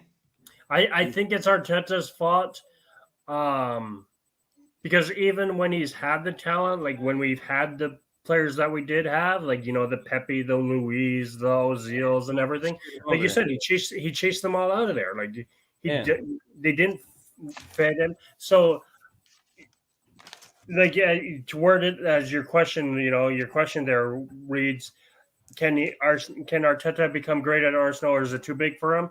I don't think he can be great at Arsenal. I think he's been given the tools for what, two and a half seasons now to turn us around. Yes, this year we've kind of picked it up a bit. Yeah, but here's the record. Yeah, the record for most money spent. But I don't think the club is too big for a rookie manager. I just don't think he knows what he's really doing yet. I think any first division team is too big for a rookie manager. I think you should always work your way up the ranks to know what it's like. But look at Lampard. Yeah, Lampard, he did okay, but he went to a team that spent $200 million. So it's like, you know what I mean? And then we'll see what he's made out of at Everton there. So we'll see now. Yeah. Well, he's got players wanting to join him already. Yeah, but it's Everton. They pay their players like crazy, right? But we're moving on to Mason Greenwood. Here we go. So Mason Greenwood, we already know we touched on this last time, but since then, a lot has happened with Mason Greenwood. So he got out on bail, then he got put back in prison because he sent death threats to her, and now he's out on bail and he's hired security guards to watch his house because he's scared for his life. It's like, dude, did you not know what you just did? You know, and it's like, so the big news is Ronaldo, Jesse Lingard, all these guys that were his close buddies, Rashford, they all unfollowed him, and nobody, not one person, is supporting him. They took him out of FIFA, everything. He hasn't been proven guilty yet, but like, do you think that's a little harsh? Do you think, let's say your friend had these allegations against him, do you think that you already kind of knew that this was going on to move this fast? Like, everybody moved this fast. Do you think that everybody around him kind of knew he was like this a little bit? I don't think they knew he was like that, probably because I think this would have came out a lot earlier than it did, or there would have been signs of, hey, he's a woman beater, if they had the slightest feeling that this could be going on. Why would they condemn him that quick without any? Well, that's something I was researching this morning when we were talking. When you brought up, is that going to be one of the topics tonight? My biggest question is, why has it taken so long for Man U to get rid of him? Yeah, that's what I mean. It's like, why? And from what I've read, is the locker room, like the team room, is so split on, do we keep him, do we not? And to me, that's kind of goes back to last week where we go, or the week before, we're like, what is wrong with Man U? That right there tells me exactly what's wrong with you. You don't know who the hell is trustworthy there. You don't know the character of that locker room. But that's what I just said. I was just like, I said, why would you condemn your friend? Like, he's their friend. Like, before even the law got involved, like they condemned them, all unfollowed them and stuff. And it's like like the game they just played. They just played a game in but that's what I'm saying is, why is half the team still in support of him? Almost. Well, but that's what I mean, because they're his friend. The other half of the team aren't his friend. He hasn't been charged yet. He's been accused. He's been arrested, but not charged, like you said. That's like me. I could go punch you in the face, and they arrest me. But if you don't say, "Oh yeah, he'll do it again," they'll say, "Okay, he's out in 12 hours." When you're that big of a player, and girls. Like, you don't know who the girl is. The girl's never been in the spotlight. So we're just going off like, oh, my God, that's awful because we've seen a picture. That picture looks absolutely fake to me at times. Yeah. And it's just, you think she kind of did a little of this? Yeah. And it's like, dude, remember that girl that said Kobe Bryant raped her or something? It's the same thing. Ben Roethlisberger, everybody. Yeah. I got raped. Yeah. So but I want to know, that's where this comes in. I want to know if the Manchester United players knew about, if there was signs that this could have happened. Because if there's players that still are like people that are sticking with him, this shows me that nobody knew, and this is outrageous. But what we're gonna see as it unravels. But if it, like, let's just say this, that girl ends up being a liar and she did it to herself. I don't think so. I think the guy's guilty as hell. But if she lies, do you think she should be the one condemned, not him? No, because they won't ever prove that he didn't do it because it's the whole he's bigger, he's a celebrity, everything like that. So I don't think there will be I think he might I get a think disclosure to say I lied. no, dude. I'll tell you this: if the girl comes out and says I lied just to get money or something like that, or whatever she lied about, that right there is enough to be condemned. You just try to you ruined this guy's whole career. You should go to jail for that shit. That's how Oh, I. she should, but will she? No, not likely. No, and that's where I'm mixed up. It's just because everybody said he's guilty before we know everything. Before Right. Well, that's why like they're saying that they didn't say who it is, but they're saying that there's one or two teammates who are pissed off that he's being ostracized Yeah. over this. But the thing, I just don't, I just don't get why no one's from that team, like the, manager, owner, nobody's really said we got to get rid of him. And maybe it's because, like you said, no one knows a full story yet. They're waiting to see as more details come out. They don't want to say, all right, hit the road, and then he'd be cleared of everything, and he goes to Joey and say, I don't know us, and he puts on a hell of a career. So I think he had a whole lot to do with the recent form. That's what I think. I think a lot of people knew about this shit, and they couldn't believe that he was still in the locker room at times. That's what I think. But the only thing is, like, go ahead. That's why I think they're like they didn't look like a team in recent games where they were still winning here and there, and they just lost. Like I think yesterday they played, right? Yeah, in the FA Cup, they lost. Yeah, so they lost and they got kicked out of the FA Cup. I think that's a sign that everybody's divided, and the whole kind of month, I think they already knew that something was happening. Well, the thing with that is, who knows? This is speculation. Well, that's it, right? It's all speculation. But like you said, did the players know he was like that? Well, like you said, he gets arrested, then he gets released, and the first thing he goes out there and he does is he makes more death threats. Yeah, it's like that's what I mean.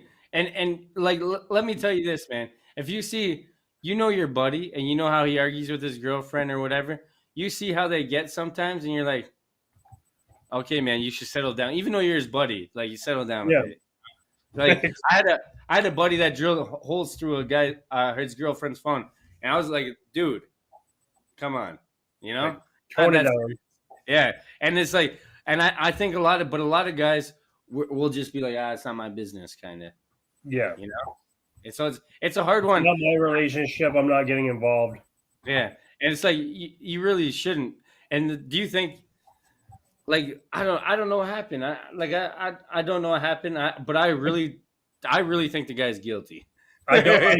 Yeah, and so do I. I just think right now there's not enough being made out in the public for anyone to really say yes, you're guilty, no, you're not. Everything's kind of hush hush. Yeah, that's what I mean. It's like it's kind of crazy. That whole story is kind of crazy because this guy had this whole future, man. Ahead, like he was up there with Osaka, Emile Smith Rowe. Foden, like he was the premier English player, and then he just threw it all away because he got jealous or whatever it is. Damn.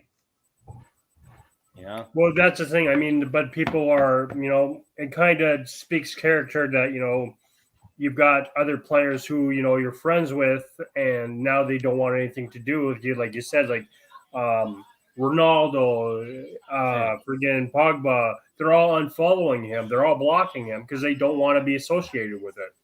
I know it's crazy, man. We'll move on from that sour topic. That guy's a sour pants, eh? Greenwood.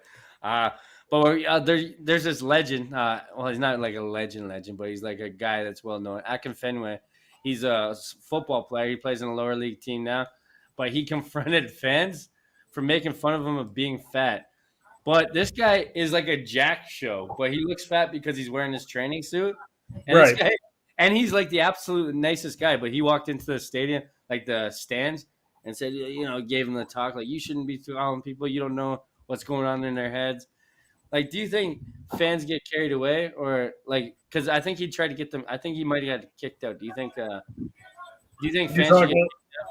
Are you talking about when they called him a fat water buffalo? Yeah. I remember hearing about this. So I'm like, what? Yeah. I'm like, who calls somebody a fat water buffalo, first of all? Like, to me, I think that's part of being an athlete, man. You got to take the fans' lickings. Oh, you got to get, yeah, absolutely. You can't tell me that you don't sit, NHL, when you're in the penalty box, those fans are not saying, whatever, or if Idomi. Exactly. Yeah. Exactly. You mind you're getting your head pulled into the box and you're going for a fight. But and dude, you can't tell me that no sport that friggin' look at what was it? Detroit Pistons, Malice in the Palace, right? Yeah, that's what I mean. Yeah, with Ron Artest, Men of World Peace. You can't tell me that being at a sporting event, that's not part of it. So you got to be able to take that. If you guys, if those your players want to lip off and tell fans to pretty much F off and everything like that. Those players, the same players, those the fans have paid. They're going to say what they want to say to you. I think the fans shouldn't be allowed to throw things or assault the players, but I think they should be allowed say whatever to say they want. Yeah, absolutely. Say whatever they want. It's just words, man. Yeah, you're getting paid millions. Yeah, exactly. You're paid, like you said, 5 million, 10 million, 15, whatever, even thousands, bench players paid tens of thousands. So yeah, shut up for, an hour or 2 hours and take if I got paid $10,000 a game to sit on a bench, I would go talk to those same fans all day and chirp with them all day. Exactly. You don't tell me, Maradona never had a beer or whatever with the fans after, even though they probably said, you're a fucking joke, or, you cost us. You can't tell me you didn't go into town and have a beer with, the local neighbors and was fine. Damn. So we'll move on to the Mbappe thing. Mbappe to Madrid, I think that's a done deal on paper. I think it's always been done I think he just said he'll just suck it through this year and is whatever. So he's going to Madrid. Where do you think Erling Haaland will end up going then? Well, do you like Mbappe to Madrid? Do you think that he should have stayed at PSG? Well, just before we went on, like literally an hour ago, I was actually just watching I got the World Sports Channel. They're saying that's not a done deal. They said Mbappe, last I talked to him, he says, "Who says I'm going to Madrid? I haven't signed anything." Yeah, but I mean, we'll see. I get it. I know he's going to play stupid and everything like that.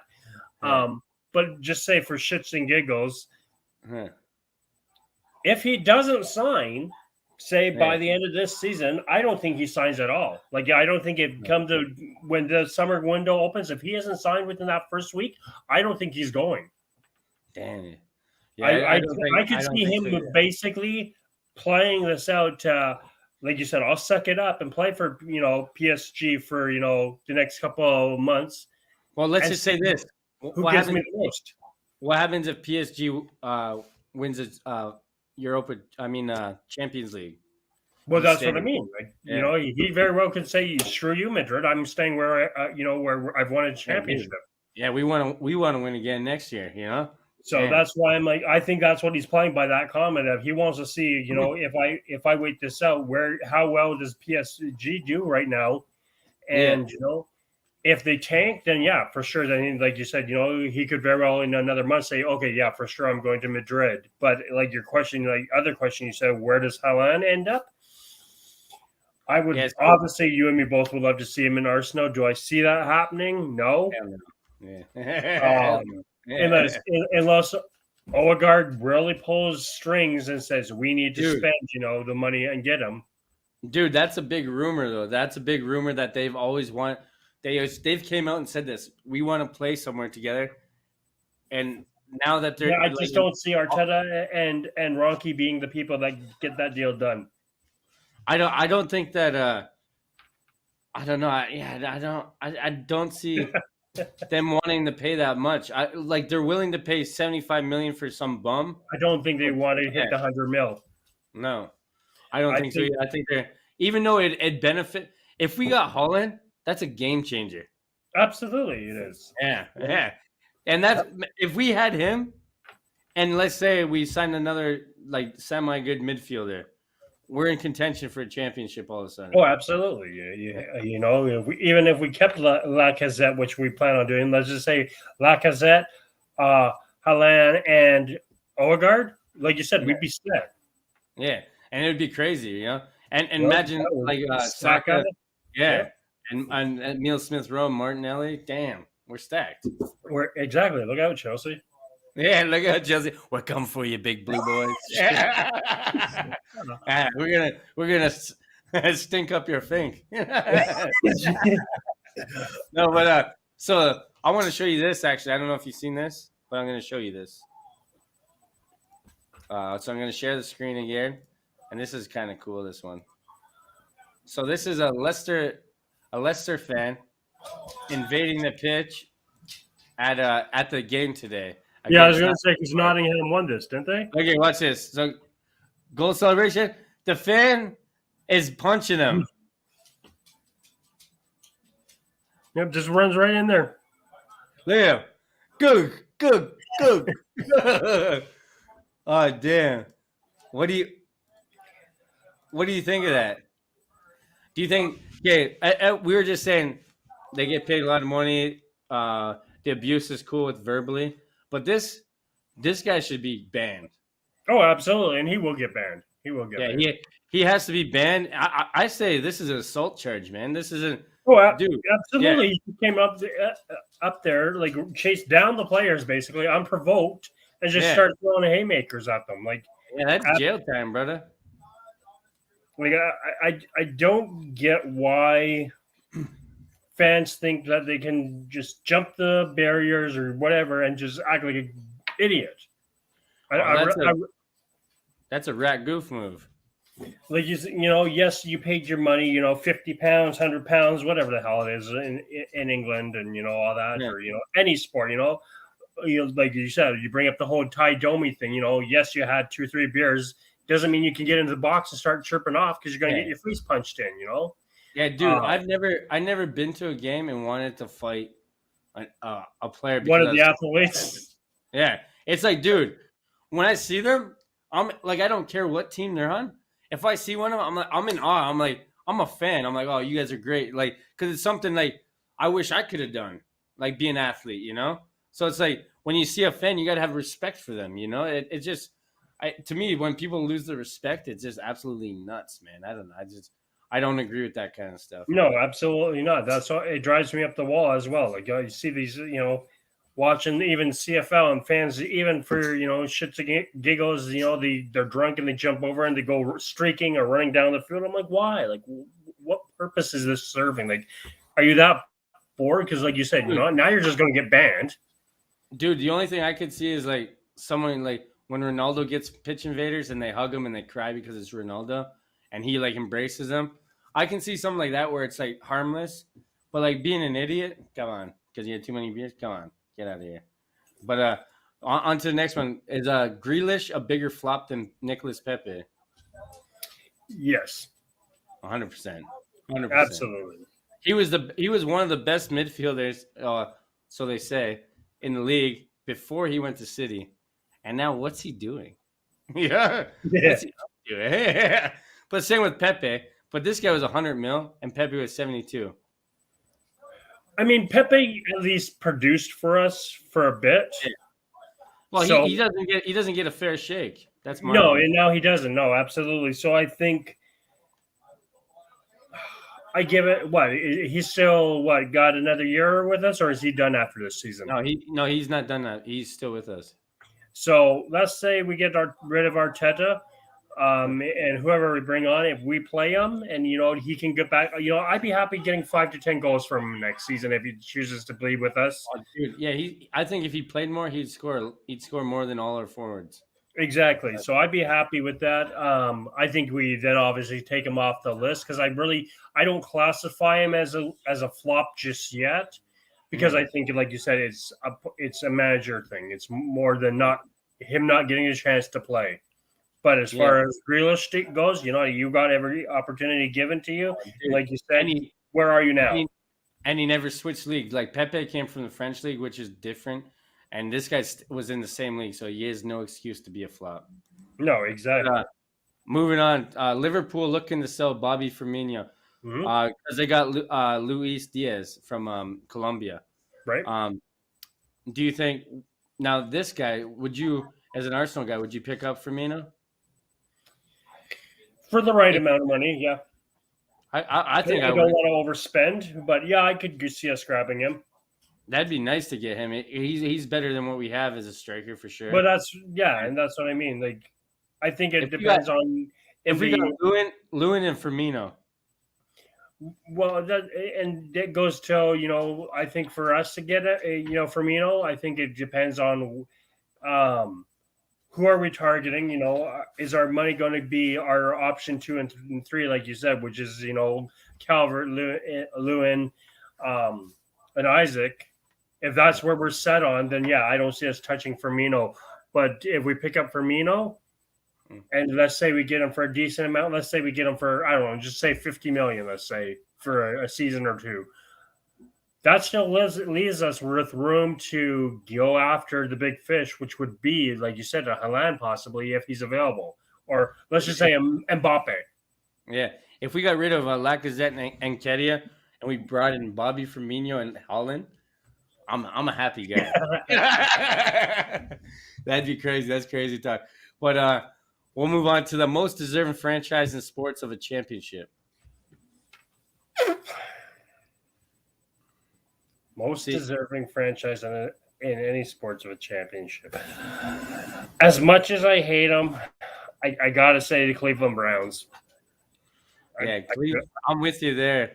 Because Cleveland Browns, man, their fans are just They've got such loyal fans, such hard-struck fans. I think that they're well deserved, and they've come close. Like last year, they were a game away from the Super Bowl, and I think what would drive them nuts is seeing Cincinnati, 30, 40 minutes away, win the championship, and they not win it. Oh man, and it's the Bengals. It's crazy to me. Like I know people are like, oh, but you're a Leaf fan with 67. Da, da, da, da. I'm like, yeah, okay, I'll get that argument. It's like this: would the Leafs, if the Leafs won the Stanley Cup, would it turn Canada upside down? Oh hell yeah, it would. Everybody that's not a Leaf fan would be out there partying in Toronto if they're close to it. Oh, absolutely. Yeah. But do they deserve it? I hate Oh, here you go. You're gonna piss them off. Yeah, does the franchise deserve it? Hell no. Hell no. No, you don't. You haven't done enough to deserve it. It's not like you've made the Stanley Cup and you've lost and lost and lost. Yeah, does it like our franchise has notoriously ignored the fact to push for a Stanley Cup. We don't care. We sell seats, and that's all that matters. Do we deserve it? As a fan, yeah. Hell yeah. Our fans are so loyal, but we're so flippy floppy where we're like, fuck Marner, oh, I love Marner. Fuck Marner, I love Marner. Yeah, per se, fire Kyle, don't fire Kyle. Fire Kyle, don't fire him. And that's where it's like, as a Leaf fan, as somebody that lives in Canada, it would be amazing to see the Leafs win, or any Canadian team. Really, it'd be crazy. Imagine. Okay, let's say this. Imagine Southern Ontario if Toronto Maple Leafs won the Stanley Cup. Oh yeah, it'd be just shit show. Like everyone'd be I'd be out there streaking down the. It'd be like hell froze over. Exactly right. I'd be going down Barton Street at the midnight. That's what I mean. It's like people don't understand the impact that it'd be. Like, even though you're not a Leaf fan in Southern Ontario, a little bit of it would be like, it'd be kind of cool so you can join the celebrations and everything, And so it's like, it's a little different. Like me, if I would like it, but I think Cleveland Browns, the fans are just second to none. The only other franchise I could see deserving of any of them would be probably Buffalo, and that's because of the losing 4 Super Bowls in a year, in 4 years, right? Like back to back. Yeah, they're due for it. They deserve it. Do they deserve it? Like you said, maybe not. But I do it more so to lose 4 championships in a row. I said you got to win one. You got to win it just to get that off your back. Yeah. Before, like your team, the Cubs, was exactly in the same position the Leafs are in. Oh yeah, what friggin' 101 years? Yeah. So Leafs aren't that bad yet, but they're getting there. They're getting there. Yeah. And so, what's your favorite playoff event? Any playoff event, it's coming up. I love March Madness. I love it. Dude, I'm a World Cup dude. World Cup of soccer. I think that shit's just wild. More than the Euro? Yeah, well, Euro to me is the hardest, but World Cup, it just brings a lot of different countries. Well, together. that's what we kind of say. You can be, Croatian, Russian, Japanese, whatever. And, it's all the same. Everyone's there for the exact same purpose, same reason. I mean, but I think you're more like, that's not really world playoff. I think. No, but I still view it as a playoff, as a thing, because you're still doing the tournament, the round robin. But for me, it's because anybody can beat anyone in March Madness, as opposed to the World Cup, where, dude, the one I watch the most is hockey. Like right, hockey, like out of NBA, NFL, college sports. Well, even hockey. I watch March Madness too. That's what I mean. And even hockey, same idea. Anybody can beat anyone because it's, as opposed to March Madness where it's one game and you're done. And I think that's what I like about it, where hockey, you have to win 7 games, or baseball, you have to win 5 games. The only thing with soccer, whether it be Euro or World Cup, is I don't like how the groups, I'll call them, are so predictable for the most part. Yeah. When you get, like, say, Australia and Canada, like, use the Qatar this year, right? Like, let's say Qatar, what if Canada and Qatar end up with Germany and England in a group? Yeah. Like, I'm going to be like, okay, well, Canada, thanks for showing up. Yeah, there's a participation game. Yeah, it's true. It's hard, but that's why Euro Cup is the best, because Euro Cup, it's anybody can win, and like look at and every team is so much better in Europe. No offense to everywhere else, but it's like, sure, we have Argentina and Brazil, but that's it over here. Sure, like Canada. So Canada finishes number 1, but would they qualify in Europe? Maybe not. Like so it's a little toss up, but like, and then you go to Japan, Asia, like, no, what? Nobody's looking at it. Yeah, nobody. Australia, no. It's just Africa, they do have. Imagine if France's team and a Swedish team, like all their players, all the African players, stayed over in Africa, like Benzema, Zidane, if they all played for Algeria, crazy, different story. Pogba, like all those guys are from there. So, right. Well, freaking who was it from Ivory Coast was played in the World Cup? Drogba. Yeah. So that's what I mean. They have talent, but their talent just like Canada. Like Canada, all their players have been playing in England and Netherlands. They had players all over the place, and now they finally started playing for Team Canada. That's a different. But we'll go to Super Bowl predictions. What do you think about that? Oh, you're gonna do this early, eh? Yeah. If I had to put money down right now, who do you want to see win? Barring any severe injuries this week, my money's on Cincinnati to win it, and I'd like to see Cincinnati win it. So, Joe Burrows, you think he's a cool character or what? Oh yeah, I enjoy him. He's a second-year player. He's a young kid, but I don't know. You remember Baker Mayfield and Johnny Football? Yeah. I can't stand I'm amazing. I'm amazing in college football bullshit. I can't stand it. I hate that shit. But Joe Burrow, the guy blew out his knee last year, and to go from blowing out your knee to now at the Super Bowl 1 year later, absolutely. I'd love to see him win it. And that team is going to be good, I think, for the next couple of years at least, Cincinnati. So I hate the Rams. I'm seeing a blowout here, to be honest. I'm seeing. I'll even give you a score. I'm going Cincinnati doubles up, 34-17. Yeah, you want me to tell you something? I see Odell just winning because this guy.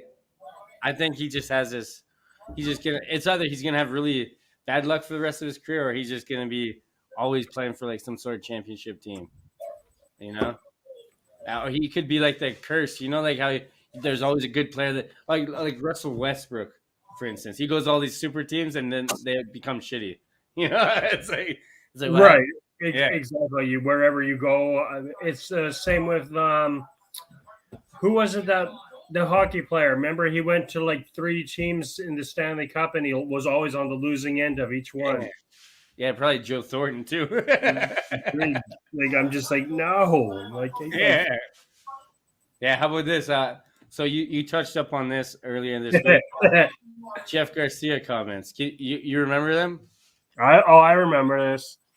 So this drove me up the wall. So like I was telling you, so he goes out there and he's commentating and making comments, and I guess it was a female reporter who says 49ers have won won 2 playoff games with Jimmy G. Yeah. Basically, how is that done? Because San Francisco's not that great, blah blah blah, or it can't be that hard. And Jeff Garcia goes basically, get in the kitchen and make me a sandwich. Basically, he's like, you don't play the sport, you don't know the sport, so why are you commenting? And then 49ers go out and lose last week. Yeah. And what's he do? Blocks everybody on social media, blocks his Instagram and everything like this because he doesn't want to be, oh, well, where are you now? What's your comment now, Jeff? She told you that. So for me, I'm just like, be humble about it. Like, just come out and say, you never should have said it. And what to me is the kicker, and not I have anything against it, he's gay. Oh, damn. I didn't know that. Yeah, he says he's bisexual, straight, but there was when he was playing for the 49ers. So he has an issue with women then. That's my that's the way I look at it. I think it's an issue, woman issue. Yeah, it's crazy. Poor guy. He can't get his shit together. But I just was like, really? You like that's the comment, and then that's you tuck your tail and run after you're made basically like to look like an idiot. It's not like she said, "Oh, you're an idiot for thinking the Chiefs or 49ers are amazing." She just said, anybody can basically win with them right now, and he took it to heart for whatever reason. That's crazy. He's like, well, I was with the 49ers and we couldn't win. Yeah, really? Oh, Des Bryant, that's my quarterback. Yeah. How about this? Best NFL game this year. NFL playoff game. Buffalo, Kansas City. Yeah, do you think that was one of the best in recent times? Absolutely, it was. I remember the Super Bowl I missed, Pittsburgh versus Arizona.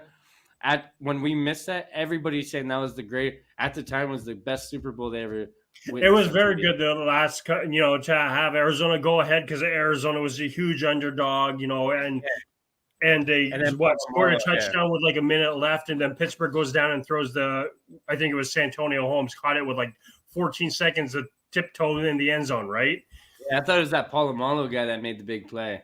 And, well, that too. He had the pick as well, right? So it was like kind of. No, as if we were looking at Super Bowls, like most recent ones that as far as best Super Bowls recently, that would be definitely up there. Yeah, but and I never watched the Buffalo game this year, so I can't. It was amazing. It was just touchdown for touchdown. It just sucks that again, kind of Bills are like the Maple Leafs that you had to lead with 12 seconds and you couldn't hang on to it. Yeah, that's. Do you think that the Bills are the Maple Leafs of the NFL? Yes, that's how I've always viewed them. I'm like, you get the money or the big name players, and you do so well. You dominate through the regular season, and come to playoffs, you just can't get it done either in the first round, second round, whatever. You just collapse for whatever reason. Yeah, that's what I mean. It's hard. That's why it's back to the what franchise deserves it. It does. I'm not because it says franchise. It doesn't say fans. And I'll tell you to be a Leaf fan, a Buffalo fan, or a Cleveland Browns fan, to be there time and time again. Yeah. And you're sitting in the closet stroking your wrist with a blade, You're like, it hurts so bad. Oh, yeah. Well, look at me. I'm a Saints fan, right? And I think the last 4 or 5 years, we've had everything from a blown coverage to a referee missed calls. Yeah. We've lost in the playoffs for many reasons. Yeah, dude, you guys feel cheated. Yeah, we always feel cheated. And I'm like, Dude. even this past year when we didn't make the playoffs because the 49ers lost or won their last game, Man. and they were going on, I'm like, I don't even care, man, anymore. I'm done with this. But yeah, it still hurt. But I'm just like, I can't pull that blade out anymore. Yeah, welcome to the Leafs fan club. It's just like this. It's just like this. When we got beat by when we were up 3-1 and then we lost the game, and I'm like, oh, that's it. That's the series. Everybody's, oh, you're giving up on the Leafs already. We're going to the cup. And then lost again. I'm like, well, now who was it? Yeah. I'm like, I know how they play, you know? Exactly. You're just sitting there with a beer, you're like, oh, this looks familiar. Yeah, I'm like, well, turn the TV off. I'm going to bed. You know, that's it. Yeah. I'm not putting that game on. Yeah, you turn on the next game, you see Montreal score a game, TV goes off. Yeah. Oh, dude, I hate when I turn the TV off and I give up on the team, and then you read on Google they came back and won it 7-4 or something. You're like, oh, damn. Yes. Yeah, like when they had that game, yeah, like you said against Detroit, it's like 4-1, and then I'm like, oh, we suck, obviously, and then you turn it on, and it's 7-4, and it's like, what I miss? Yeah, you're like, what happened? It's like, maybe I'm that lucky you're watching them. That's how I feel sometimes. It's so this is our last question actually. Should the Olympics be played more often than 4 years? I forgot the Olympics were on.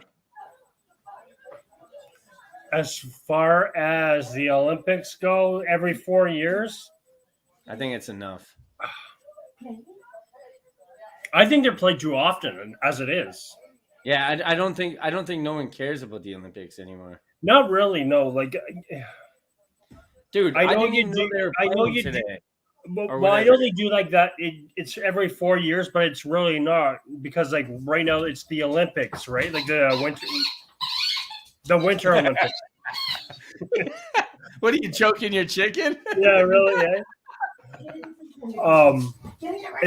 It's every 2 years. It's really every 2 years because it's the Winter Olympics now, right? So in 2 years we're going back to the Summer Olympics, and then 2 years from that it's the Winter. So it's really not every 4 years.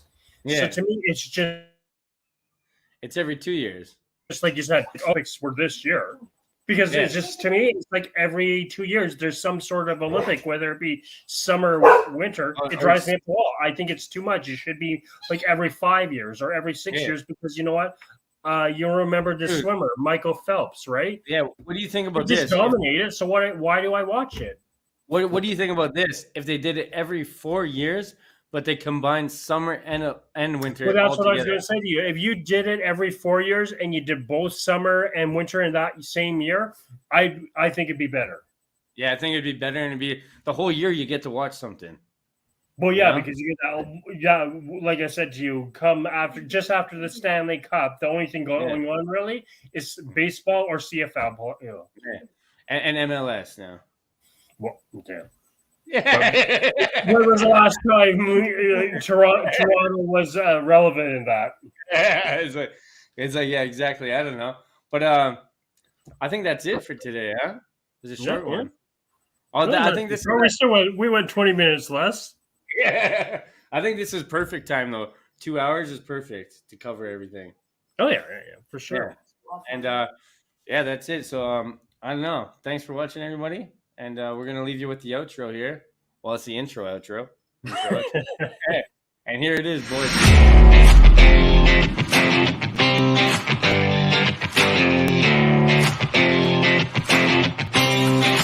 You are now tuned in to Doesnt Sportscast.